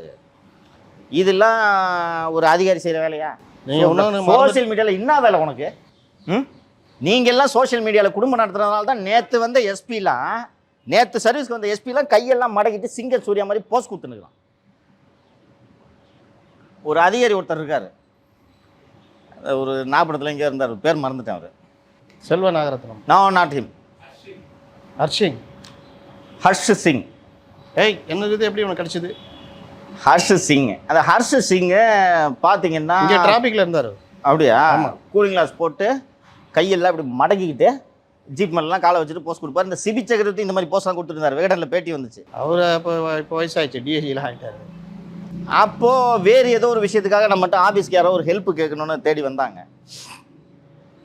தேடி வந்தப்போ அவங்கக்கிட்ட எந்த டிஸ்ட்ரிக்ட்டுக்கான்னு சொன்னோன்னே, இப்போ எந்த மாவட்டத்தில் இருக்கா? நாகப்பட்டினம் ஏதோ ஒரு மாவட்டம், அந்த மாவட்டத்தில் இருக்கான்னு சொன்னோன்னே அந்த எஸ்பி நம்பரை வாங்கி, சார் இந்த மாதிரி சார் நான் சவுக்கு சங்கர், ஒரு உதவி வேணும்னு பேசின உடனே எடுத்துகிட்டு, ஹலோ பாஸ், என்ன பாஸ் என்னை பற்றி இப்படிலாம் ஃபோட்டோ போட்டிருக்கேன்னாரு. எனக்கு யார் எத்தனையோ பேர் ஃபோட்டோ போட்டிருக்கோம், யார் ஃபோட்டோன்னு தெரியுது, எந்த ஃபோட்டோன்னு சொன்னேன். அதான் பாஸ் கூலிங் கிளாஸ் நீங்கள் சொன்னீங்க சார் நீங்களா சார்? சொல்லுங்கள் சார் அது அப்படின்னு ஆரம்பித்தேன். பாஸ், நான் ஒரு பெரிய எம்என்சியில் வேலை செஞ்சுட்டு இருந்தேன். எதுக்கு ஐபிஎஸ் வந்தேன் தெரியுமா? தெரியாது சார். இப்படி போட்டோ போடுறதுக்கு தான். உனக்கேன் பிரச்சனை? அங்கிருந்தே போட்டோ போடுறாங்களா சார்? ஆமா, உனக்கேன் பிரச்சனை, உலகத்தில் யாருக்கும் இல்லாத பிரச்சனை அப்படின்னு அவர் பேசுறாரு. அவர் ஆங்கிள் அது சரி, பட் திஸ் இஸ் இன்டிசிப்ளின். ஓகேவா? நீங்க சோசியல் மீடியாவில் போட்டோ போடுறதுக்காக இந்த வேலைக்கு வரல, கவர்மெண்ட் அதுக்கு சம்பளம் கொடுக்கல. நீங்கள் மக்கள் பணி ஆற்ற வேண்டும். இந்த வேலையை நீங்க பண்ணீங்கன்னா சரி, நீங்க இதை பண்றீங்கப்பா, ரைட். அந்த எஸ்பி சொல்றாரு போட்டோ போடுறது தான் நான் வேலைக்கு வந்தேன்னு. 4 கான்ஸ்டபிள் போட்டா விடுவீங்களா? சஸ்பெண்ட் பண்ணுறோம். சஸ்பெண்ட் அவனுக்கும் கூட அந்த சலுகையா? ஏன் அவன் ஏட்டையா உங்களோட நல்லா பாடி வச்சிருக்கான், டிராஃபிக்லாம் பார்த்தீங்கன்னா நல்ல ஃபிட்டாக இருப்பாங்க, விடுவீங்களா? இன்ஸ்டாவில் ஃபோட்டோ வீடியோலாம் போடுறதுக்கு. டிக்டாக் வந்தப்போ 2-3 பேர் பாட்டு பாடி போட்டதுக்கு சஸ்பெண்ட் பண்ணாங்க. ஆச்சா? ஸோ அப்போ உங்களுக்கு மட்டும் இந்த சலுகைன்றது அது சரியற்றது தானே. ஸோ அப்போ அவர் அப்படி அதே போல் அந்த எஸ்பி சொல்கிறார் என்றால், டேவிட்சன் இதை பண்ணும்போது அந்த எஸ்பிக்கு எப்படி பயம் இருக்கும்? எப்படி டேவிட்சன் எஸ்பியை புல்லப் பண்ணுவார்? நான் என் சோஷியல் மீடியாவில் குடும்பம் நடத்திட்டு இருக்கேன்னு அவருக்கு 10 லைக் போட்டு இவர் ஒரு 2 ஃபோட்டோ போட்டு வரான். ஸோ இவர் ஃபாதர் ஜானு, இந்த பேர் இப்போ பச்சன்ல, இது the top most secret J section. இவர் ஃபாதர் ஜான் தான் மூளை இல்லைன்றதை சொன்னேன்ல, கணக்கு போட்டார். யார் யாருக்கு இந்த மேட்ரு, இந்த ஜே செக்ஷன் டீட்டெயில் யார் யாருக்கு தெரியும்? இந்த ஐபிஎஸ், இந்த ஐபிஎஸ், இந்த ஐபிஎஸ். நேற்று ஃபாதர் ஜானே லைனுக்கு போகிறார். உனக்கு சவுசங்கர் தெரியுமா? தெரியுமா, வீடியோலாம் பார்ப்பேன் சார். அப்படி சொல்லிக்கணும், சொல்ல போனாங்க சார் வீடியோலாம் பார்ப்பேன் சார், உங்களுக்கு கூட நிறைய திட்டார் சார் வீடியோலன்னு சொல்லி தானே வச்சிருப்பார் போனேன். ஒரு சில பேர் இல்லை சார் எனக்கு சுத்தமாக தெரியாது என்று சொன்ன அதிகாரிகளும் இருக்கிறார்கள். இல்லை தெரியும் சார், பேசியிருக்கேன் 2-3 அக்கேஷனில் பார்த்துருக்கேன் அப்படின்ட்டும் சொல்லியிருக்காங்க. சில பேர் எனக்கு கீழே ஒரு வேலை செஞ்சாருன்னு சில அதிகாரிகள் சொல்லியிருக்காங்க. யாரெல்லாம் ஒரு ஜூனியராக ஃபோனை போட்டு அவனை ஏதாவது பண்ணணும்னு, ரொம்ப டாப் சீக்ரெட்டு, இது வேறு யாருக்கும் தெரியாது. அவருக்கு சீக்ரெட்டு வெளில போனது வருத்தம் இல்லை, உளவுத்துறையை நாடார் மகாஜன சபைன்னு சொல்லிட்டானேன்னு தான் வருத்தம். இது எல்லாருக்கும் தெரியும். தமிழ்நாட்டில் உளவுத்துறை டிட்டாச்மெண்ட்டுகள் நாடார் அதிகாரிகளால் நிரப்பப்பட்டுள்ளன என்ற விவரம் தமிழ்நாட்டில் இருக்க அத்தனை காவல்துறைக்கும் தெரியும். இதை வெறுமனே அந்த சமூகத்தை சேர்ந்தவர்கள் முக்கிய பதவி வகிக்க கூடாது என்பது நமது நோக்கம் அல்ல. அங்கே நீங்கள் பார்த்தீங்கன்னா தேவேந்திர குல வேளாளர்களுக்கும் நாடார் சமூகத்தினருக்கும் 7ஆம் பொருத்தம். அங்கிட்டு 2 மர்டர், இங்கிட்டு 2 மர்டர் நடக்குதா இல்லையா? ராக்கெட் ராஜா எதுக்குள்ள இருக்காரு? ஒரு வாரத்துக்குள்ள ராக்கெட் ராஜா வீட்டில் சோதனை நடந்துச்சு, கேள்விப்பட்டீங்களா? துப்பாக்கி எடுக்கப்பட்டது. எழுதி வச்சுக்கோங்க, ஃபாதர் ஜான் இருந்தால் அந்த சோதனை நடந்திருக்காது. வெளிப்பட சொல்றேன், ஜாதி வெறியர் திரு ஃபாதர் ஜான் அவர்கள். சரி, இப்போ அவர் நீங்கள் சொல்கிறீங்க ஜே செக்ஷன் அத்தனை பேரையும் வந்து அவரோட சமூகத்தையே போட்டிருக்காருன்னு சொல்கிறீங்க. அது அப்ஜெக்ஷன் எழுப்ப மாட்டாங்களா மற்ற அதிகாரிகள், ஐபிஎஸ் அதிகாரிகள்லாம்? இவ்வளவு அதிகாரத்தோடு பவனி வரும் ஃபாதர் ஜானுக்கிட்ட போய் யார் அப்ஜெக்ஷன் எழுப்பானீங்கன்னு நினைக்கிறீங்க? உங்களுக்கு இந்த அதிகாரிலாம் பற்றி தெரியாது இல்லையோ? நான் சொல்கிறேன் ஒரு உதாரணம். ஒரு ஃப்ரெண்டு தான் கோச்சுப்பார். ஜாங்கிடுக்கும் பொன்மாணிக்கவேலுக்கும் 7ஆம் பொருத்தம் போலீஸ் டிபார்ட்மெண்ட்டில் அத்தனை பேருக்கும் தெரியும். சட்டே பிடிச்சிக்காத குறை 2 பேருக்கும். 2011 ஆட்சி காலத்தில் திடீரென்று பொன்மாணிக்கவேலை உளவுத்துறை தலைவராக போட்டுட்டாங்க ஆஸ் டிஐஜி. ஒரு ப்ரீஃப் பீரியட். அந்த மாதிரி தான் என்ன எப்படி பண்ணணும்னு தெரியல. ஐஜிக்கே கமிஷனர் பதவி கொடுத்தாங்க. டிஜிலாம் உளவுத்துறைக்கு தலைவராக இருந்திருக்காங்க. ஒரு டிஐஜி தலைமையில் உளவுத்துறை. அவர் அந்த பற்றி தான் தெரியும், நான் சொல்ல வேண்டியதில்லை. அப்படியே 23ஆம் புலிகேசி மாதிரியே இருப்பார் பார்க்குறதுக்கு. அவர் போன உடனே புதுசாக இந்த பதவி வந்துருச்சுல, தலகால்பூரில் டிஐஜி ரூம் எப்போதும் திறந்தே இருக்கும், பூட்ட மாட்டார். ஏன் எப்பொழுதுமே அவரை சந்திக்க வரவங்க வந்து சந்திக்கலாமா? எப்போதும் சந்திக்க வரவங்க சந்திக்கலாம். அதாவது அவர் அவ்வளோ டிரான்ஸ்பரண்டாக இருக்காராம். அதாவது கதவை திறந்து வச்சுட்டு எந்த தகவல் வந்தாலும் கதவை போட்டுச்சுன்னா பாதி தகவல் அப்படி கதவை தாண்டி ஒரு பயிலும் போகக்கூடாது. யாராவது போனாங்கன்னா அவள் தாங்க. இவர் அப்போவே additional DGP, I think mister Jangid. இவர் டிஐஜி. உளவுத்துறைக்கு டிஐஜியா தலைவராக ஆயிட்டாருன்னு சொல்லிட்டு ஜாங்கிட் அவர் ரூமில் போய் பார்த்தாரு தெரியுமா? இது மாதிரி 100 அதிகாரியோட பட்டியலை என்னால் வாசிக்க முடியும். ஜாபர் சைடு இருந்தப்போ பார்க்கலையா? பல பேர் போய் பார்க்க. இவ்வளோ பேர் பார்த்தா ஜாஃபர்லாம் ஆடின ஆட்டத்துக்கு தான் இந்த அவஸ்தைப்படுறாரு. உட்காந்து பாரு, இவர் ஜாஃபர் ஐஜி, அடிஷனல் டிஜிபியும் டிஜிபியும் வருவாங்க, ஹெல்ப் கேட்கறது வருவாங்க.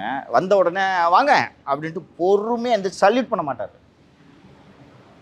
சொல்லுங்க அப்படின்னு அவங்களும் வந்து சிஎம்கிட்ட சொல்லி என் ப்ரமோஷனு நடந்திருக்கு. அதனால யாரும் கேட்க மாட்டாங்க.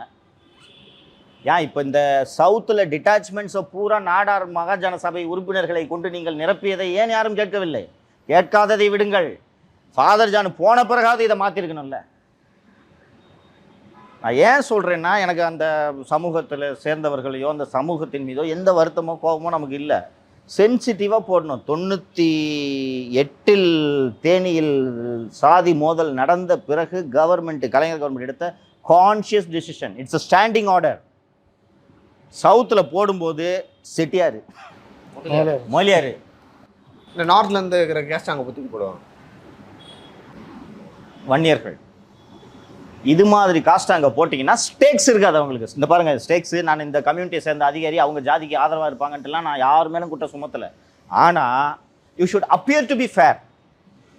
இப்போ நீங்கள் தேவேந்திர குல வேளாளர் சமூகத்தை சேர்ந்த ஒரு டிட்டாச்மெண்ட்டில், எஸ்பி டிட்டாச்மெண்ட்டில் இன்ஸ்பெக்டராகவோ இல்லை டிஸ்ட்ரிக்ட் எஸ்பியாவோ நீங்கள் போடுறீங்கன்னு வச்சுக்கோங்களேன். ஒரு பிரச்சனை நடக்குது. அவர் முக்குளத்தூர் சமூகம் அல்லது நாடார் சமூகத்தை சேர்ந்த ஒரு அக்யூஸ்டு ஜென்யூன் அக்யூஸ்டு அரெஸ்ட் பண்ணா பார்த்தியா இவர் அந்த கம்யூனிட்டி அதான் நம்மளால அரெஸ்ட் பண்ணிட்டார் இப்படி தான் பேசுவாங்க.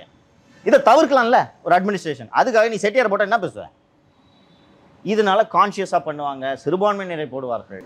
ஏன் நேற்று கூட கள்ளக்குறிச்சியில் இருக்கிற கண்ணனத்துக்கு அங்கே போடுறாங்க, நாகர்கோவில் நரேந்திர நாட்டு இங்கே போடுறாங்க. எதுக்கு போடுறாங்க? ஊருக்கே போடுறாங்க. இப்படி தான் நடக்கும். இப்போ சவுத்தில் இரு சமூகத்தினரிடையே நாடார் சமூகத்தை இன்வால்வ் பண்ணி ஒரு சாதி மோதல் வருகிறது என்று வைத்துக்கொள்வோம். அதை சொன்னேனே ஏற்கனவே, ராக்கெட் ராஜா தொட்டிருக்க மாட்டார் ஃபாதர் ஜான்னு சொன்னல. வருதுன்னா ஃபேரான இன்ஃபர்மேஷன் எஸ்பி டிட்டாச்மெண்ட் எடுத்து கொடுப்பாங்களா? அட்மினிஸ்ட்ரேஷன் என்னாகும்? இதெல்லாம் யோசிச்சு தான் அந்த காலத்தில் அப்போ இருந்த ஆஃபீஸர்ஸ் இப்படி ஒரு டிசைனை சிஸ்டத்தை வச்சுருக்காங்க. இவருக்கு இஷ்டம் தானே. இப்போ இந்த ஃபாதர் ஜான் 4-5 ஆஃபீஸர்ட்டெல்லாம் கேட்டு நீ கொடுத்தியா? சரி, உண்மையிலே அவங்க கொடுத்துருந்தாலும் இவர் கேட்டாங்க சொல்லவா போகிறாங்க? ஆமாம் சார் கொடுத்தேன் சார் சொல்லுவாங்களா யாராவது? எனக்கு இது காவல்துறையிலேருந்தே வரலங்க இந்த இன்ஃபர்மேஷனு. இன்னொன்று 15 வருஷமாக என்னை பார்க்குறவங்களே தெரியும், போகனோட அதை இடத்துக்குள்ளே நுழைஞ்சி இன்ஃபர்மேஷன் எடுப்பேன் நான். இது என்கிட்ட ஒரு அதிகாரியே சொல்லியிருக்காரு, நீ எடுப்பப்பா உனக்கு இல்லாத சோர்ஸா.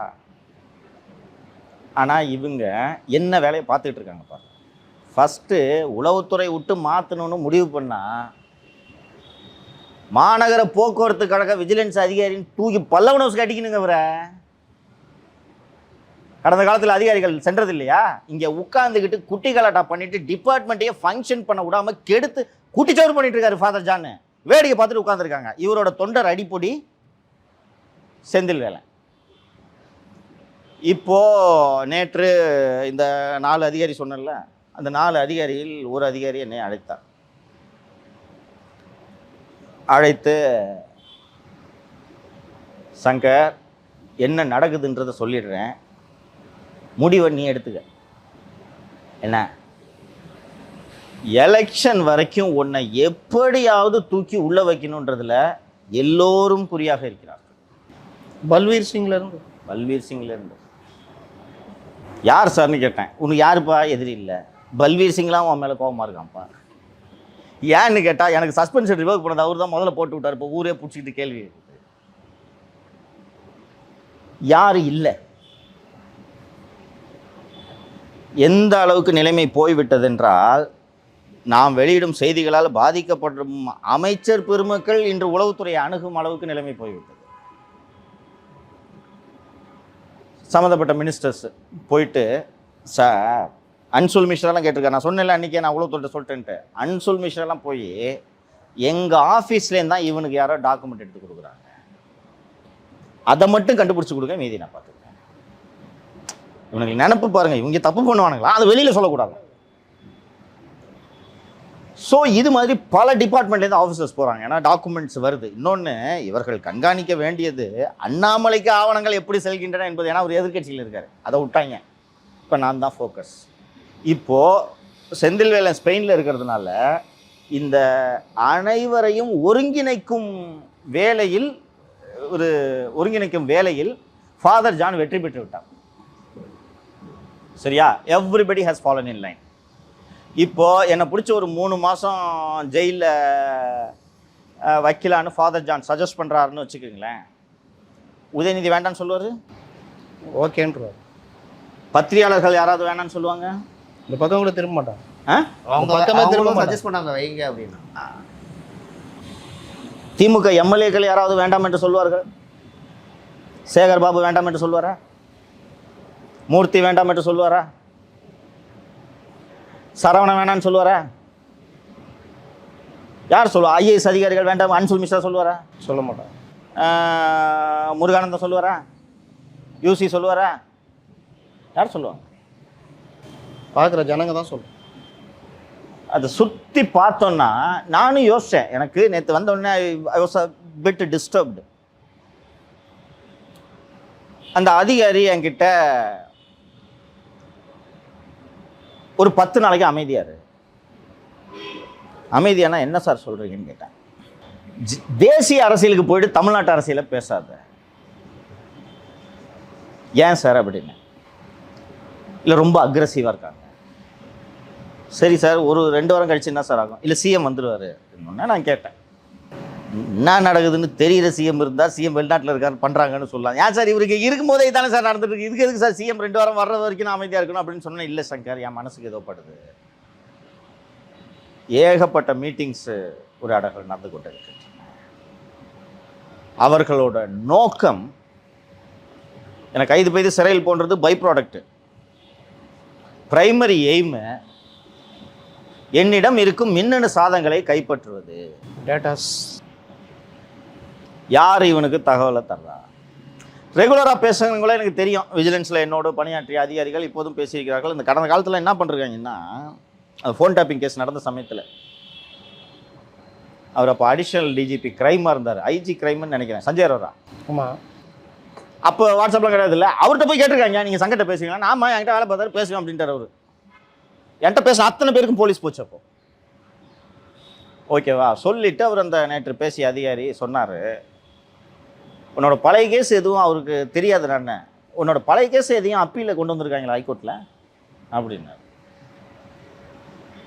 சொன்னோடனே ஆமாம் சார், திடீர்னு லிஸ்ட்டாக இருக்குது சார் கேஸு அப்படின்ன உடனே ஜி ஸ்கொயர் எதுவும் டெஃபமேஷன் போட்டிருக்காங்களா அப்படின்னாரு. ஆமாம் சார், நாளைக்கு சம்மன் சார், அது நாளைக்கு 2ஆம் தேதி சம்மன் சார். ஜி ஸ்கொயர் மேலே இன்னொரு கேஸ் போட போகிறாங்க தெரியுமா அப்படின்னா. என்ன சார் அது இன்னொரு கேஸ் அப்படின்னா, பரந்தூரில் போய் ஜி ஸ்கொயர் பேரை சொன்னல, அதுக்காக இன்னொரு கேஸ் போட போகிறாங்க. அப்புறம் அந்த பையனை பிரதீப்பை கூட்டிகிட்டு போயிட்டு விட்டுட்டாங்க தெரியுமா? ஆமாம் சார், போயிட்டு ரிலீஸ் பண்ணிட்டாங்களான்ட்டு. அந்த பையன்கிட்ட வாக்குமூலம் வாங்க போகிறாங்க. சரி, எதுக்கு சார், நான் ஒரு ஆள் தானே, எதுக்கு சார் இவ்வளவு ஐட்டங்களை தனித்தனியாக எடுத்து வீசுகிறாங்க அப்படின்னு கேட்டப்போ, ஒன்று மிஸ் ஆனால் ஒன்று. ஏன் சார் இவ்வளோ அக்ரெஷன்னு கேட்கும்போது தான், this time the order came from the top. உதயநிதியிடமிருந்து உத்தரவு வந்திருக்கிறது. இவங்க சொல்லி கேட்டிருக்காங்க, அவர் ஓகே சொல்லிட்டார். ஸோ டாப்லேருந்து வந்திருக்கு. டாப்லேருந்து இன்ஸ்ட்ரக்ஷன் வந்துச்சுன்னா என்டையர் அட்மினிஸ்ட்ரேஷன் வேலை செய்யும். They are as good as CMs words. அதனால நீ 2 வாரம் போ அப்படின்னு சொன்ன உடனே எனக்கு I got a bit disturbed.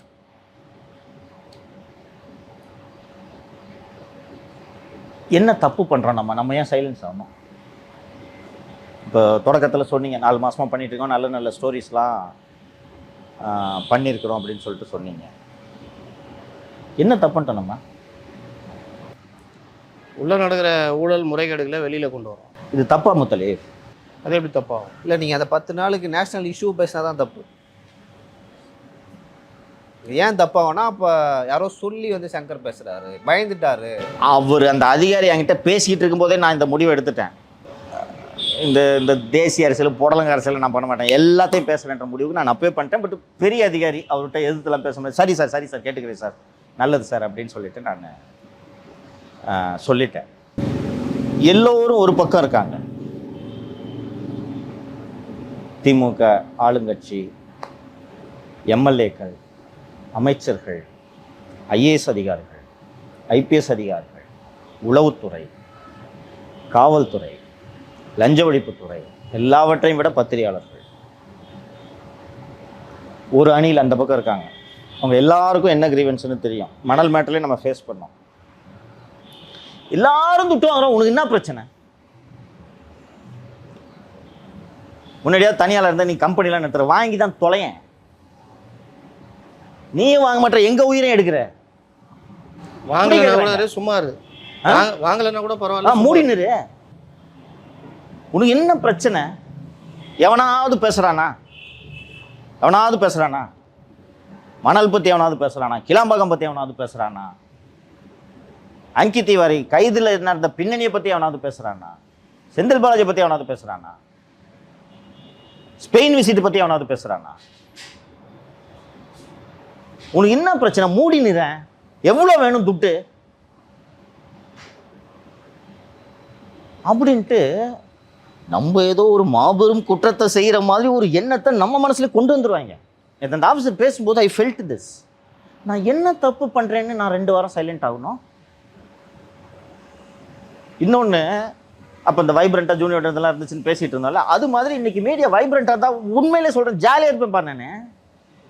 இப்போ இந்த 4 மாசமா நடத்துகிற இந்த மீடியா வச்சு காசு சம்பாதிக்கலாம் வேலைக்காக பண்ணிட்டு இருக்கோம். நம்ம இங்கே ஸ்டோரியை வாங்கி உனக்கு எதிராக பண்ணுறேன், இங்கே இந்த காசு கொடு, அங்கே காசு கொடுன்னு சம்பாரிச்சு ஏதாவது பண்ணுன்றதுக்காக பண்ணிட்டு இருக்கான். எப்படி அலையிறோம் ஒவ்வொரு ஸ்டோரிக்கு பார்க்குறீங்கல்ல, எல்லாரும் தான் அலையிறோம். அப்படின்னா எவ்வளோ ஆஃபர் வந்துச்சு எவ்வளோ அவருக்கு தெரியும் இல்லை.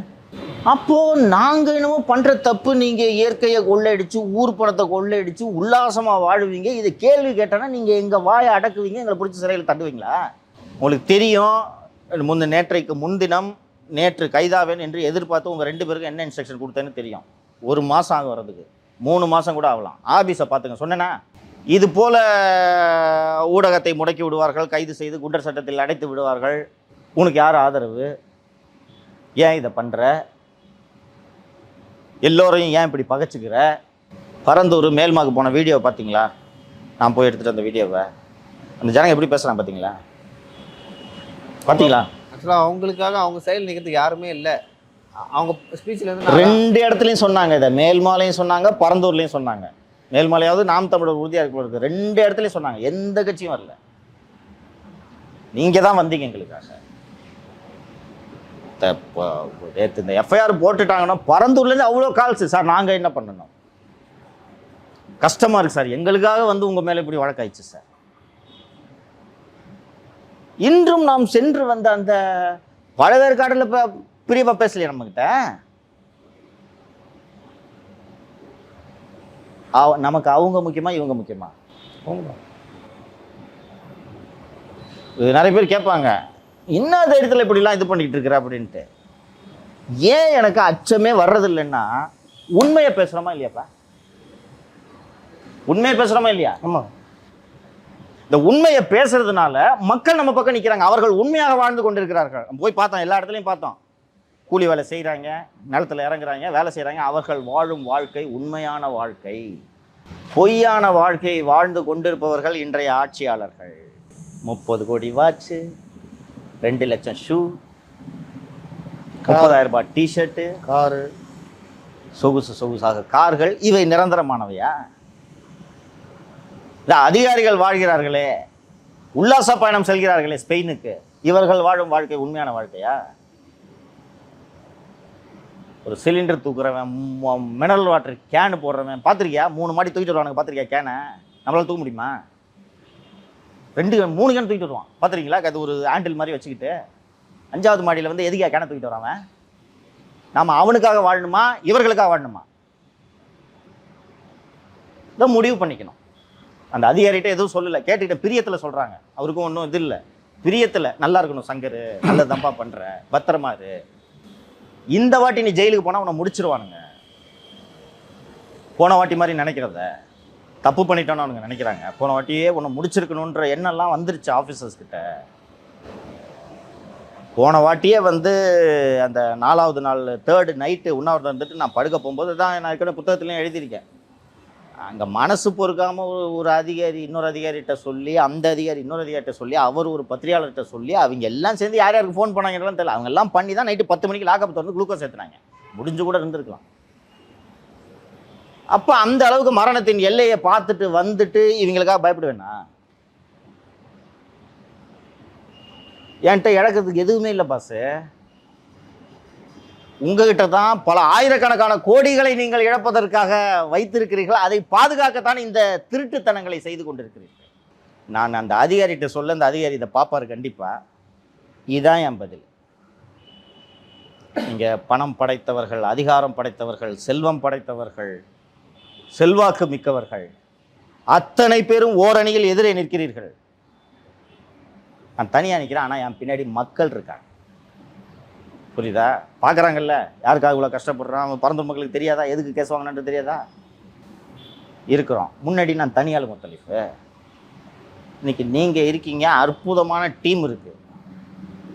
இன்னைக்கு நான் அது பெருமைக்கு சொல்லிக்கூடாதுன்றது தான் நான் அதை எங்கேயும் சொல்லலை, நான் உணர்றேன். அதை 4 மாதத்தில் we have made tremendous impact. தொடர்ந்து பார்த்துக்கிட்டு இருக்கீங்களா? எல்லா ஒரு தினமும் பத்திரிகையில் படிக்கிறேன், எல்லா பத்திரிகையிலும் படிக்கிறேன். நம்ம பிரேக் பண்ண மாதிரி ஒருத்தர் கூட ஸ்டோரி பிரேக் பண்ணல. நான் பெருமையோடு சொல்கிறேன். அதுக்கு காரணம் நம்ம டீம். கரெக்டாக வீடியோஸ் குவாலிட்டிலாம் பார்க்குறீங்களா எப்படி பண்ணுறோன்னு? இன்ஃபர்மேஷன் இன்புட்ஸ் எவ்வளோ இருக்குது, எவ்வளோ இன்ஃபர்மேஷன். எவ்வளவு யூடியூப் சேனல்ஸ் கிளுகிழுப்பு வீடியோ போட்டுட்ருக்காங்க பார்க்குறீங்களா இல்லையா? ஆமாம். என்டர்டெயின்மெண்ட் சேனலுக்கு வந்த உடனே நான் என்ன இன்ஸ்ட்ரக்ஷன் கொடுத்தேன்? என்டர்டெயின்மெண்ட் சினிமா சேனலுக்கு என்ன இன்ஸ்ட்ரக்ஷன் கொடுத்தேன்? சினிமாவை ஆர்ட் ஃபார்மாக வந்து என்னென்ன கற்றுக் கொடுக்கணும் அந்த மாதிரியான விஷயங்கள்லாம் மக்களுக்கு கொடுக்கணும். கிசு வந்து தொடாதீங்க சொன்னேன்னா? சினிமாவில் கிசு போட்டால் ஓடுமா? நல்லா செஞ்சோமா? இதான் நம்ம ஜேர்னலிசம். நல்ல டீம் இருக்குது, புரியுதா? திருப்பி சொல்ல விரும்பல. பார்த்துட்டேன் 15 வருஷத்தில். ஜாஃபரை கேட்டால் சொல்லுவாரியா, சக்கரவர்த்தியா? அதை அவர் சொல்லுவார் கேளு, சக்கரவர்த்தி. ஒரு ஆள் இல்லை 2006 11 வரைக்கும் ஜாஃபர் எதிர்க்கா. பார்த்தல டேப்பில் எப்படி பேசுகிறாருன்னு. மந்திரிங்க எம்பிசி எல்லாம் எப்படி பம்புறாங்க. டிஆர்பி ராஜெல்லாம் அப்போ சிட்டிங் மினிஸ்டர் அவர் எப்படி பம்புறாரு பார்த்தியா ஜாஃபர்கிட்ட? ஒத்தால எடுத்தேன் அன்னைக்கு. நான் உண்மையிலே அன்றைக்கி நான் சஸ்பெண்டட் கிளர்க்கு. சஞ்சய் அரோராவை தவிர ஒரு அதிகாரி என் ஃபோன் எடுக்க மாட்டார் தெரியுமா? நான் ஜெயிலில் இருந்து வெளியில் வந்தப்போ இல்லை இது தானே ஜிஎஸ்எம் கால் தானே, சஞ்சய் அரோரா மட்டும்தான் எஸ் சங்கர்னு பேசுவார். ஒரு அதிகாரி என் ஃபோன் எடுக்க மாட்டேன். அன்னைக்கே சமாளிச்சுட்டேன். இன்றைக்கி டீம் இருக்குது, இவ்வளோ நெட்வொர்க் இருக்குது, மக்கள் ஆதரவு இருக்குதுன்னு நீங்கள் இருக்கீங்க. என்ன பண்ணுறீங்க? நான் இதுங்க 2 வாரம் சைலன்ஸாக போனோம். 2 வாரம் நான் சைலன்ஸாக நேஷனல் பாலிட்டிக்ஸ் பேசிட்டு போய் நீங்கள் கொள்ளடிப்பீங்களா? நேற்றும் பேசினேன், இன்றும் பேசுகிறேன், நாளையும் பேசுவேன். சொல்லுங்கள். இதில் கூடுதலாக விஷயம் என்னென்னா, அவங்க வந்து உங்களுடைய சோர்ஸு, புது சோர்ஸு யார், உங்களுடைய டேட்டாஸு, உங்கள்கிட்ட இருக்கிற ஆதாரங்களை எப்படியாவது எடுக்கணுன்றதில் கங்கணம் கட்டிக்கிட்டு இருக்கிறாங்க. அது ஒரு பார்ட்டு. 2வது நான் சொல்ல விரும்புகிறது என்னென்னா, ஒரு காலத்தில் நீங்கள் எந்த சமூக வலைதளங்கள், சமூக ஊடகங்கள் எதுவும் இல்லை, யாருக்கிட்டையும் எந்த விஷயமும் போய் சேராது. ஒரே நிமிஷம் முத்தலீஃப், உலகமே மாறி போச்சு, வாழ்க்கையே மாறி போச்சு. எதுவுமே உங்கள்கிட்ட போய் சேராது மிதப்பில் இருந்தீங்க. நீங்கள் என்ன பண்ணாலும் வெளியில் தெரியாது. இன்றைக்கி நீங்கள் தமிழுக்காக உயிரை கொடுப்பேன்னு பேசிகிட்டு இருக்கும்போது அங்கே ஒருத்தன் சீட் ஆடுறதையும் எடுத்து போடுறாங்க. இதுதான் இன்றைக்கி உங்கள் திராவிடம் நீங்கள் பேசிகிட்டு இருக்கும்போது அங்கே ரம்மி ஆடுறதையும் எடுத்து போடுற காலம் இது. நீங்கள் என்னன்னு நினைக்கிறீங்கன்னு அடுத்த செகண்ட் இங்கே வந்துடும். இங்கே மட்டும் வராது, அது எங்கெங்கெல்லாம் வெளியில் போகும் தெரியாது. ஒருத்தரை ஓரம் கட்டினா 10 பேர் வெளியில் வருவாங்கன்றதும் இன்றைய காலகட்டம். இன்னொன்று, மெயின் ஸ்ட்ரீம் மீடியா வாயை தான் நீங்கள் மூட முடிஞ்சது. சமூக ஊடகங்களை உங்களால் எதுவுமே செய்ய முடியாது. ஏதாவது ஒரு வடிவத்தில் யாராவது இதானாங்கன்னா, கிளுகிளு வீடியோ போட்டு ஏதாவது உங்கள்கிட்ட இல்லை உங்களுக்கு சாதகமாக எங்களை திட்டுறாங்கனால கூட இன்னொரு பக்கம் வேறு ஒருத்தர்கள் புதுசாக கிளம்பி வருவாங்க, புதுசாக தான் வந்துக்கிட்டு இருப்பாங்க. இந்த மாதிரி விஷயங்களை நீங்கள் தடுக்கலைன்னா அப்புறம் ஒரு முற்றுப்புள்ளி வந்துருக்கணுமே. ஹிட்லர் காலத்தில் வந்துட்டு இப்போ சொல்கிறாங்களே ஹிட்லரையே பார்த்தேன் அவரே பார்த்தேன்னு. ஹிட்லர் காலத்தில் அதோட முடிஞ்சிருக்கணுமே ஜனநாயகம். அதுக்கப்புறம் வந்து இந்திரா காந்தியுடைய நம்ம இதில் இந்தியாவில் எடுத்துக்கிட்டிங்கன்னா எமர்ஜென்சியோடு எல்லாம் முடிஞ்சு போயிருக்கணுமே. 91 96 ஜெயலலிதா நீங்கள் தராசு பத்திரிக்கை பற்றி சொன்னீங்க. தராசு பத்திரிக்கையில் மாடியிலேருந்து 3 பேர் 4 பேரை தூக்கி போட்டு செத்து போன வரலாறுன்னு. அதுக்கப்புறம் பத்திரிகைகள் இல்லாமல் போச்சு. நக்கீரன் கோபாலுக்கு எதிரான அடக்குமுறைகள் இருந்தது. அதுக்கப்புறம் நக்கீரனை நின்னா போச்சு. இல்லை இந்து பத்திரிகைக்குள்ளே ரைடு போனாங்க, ஆனால் இந்து பத்திரிகை இல்லாமல் போச்சு. இயற்கை எப்போவுமே பேலன்ஸ் பண்ணிக்கும் முத்தலீஃபு.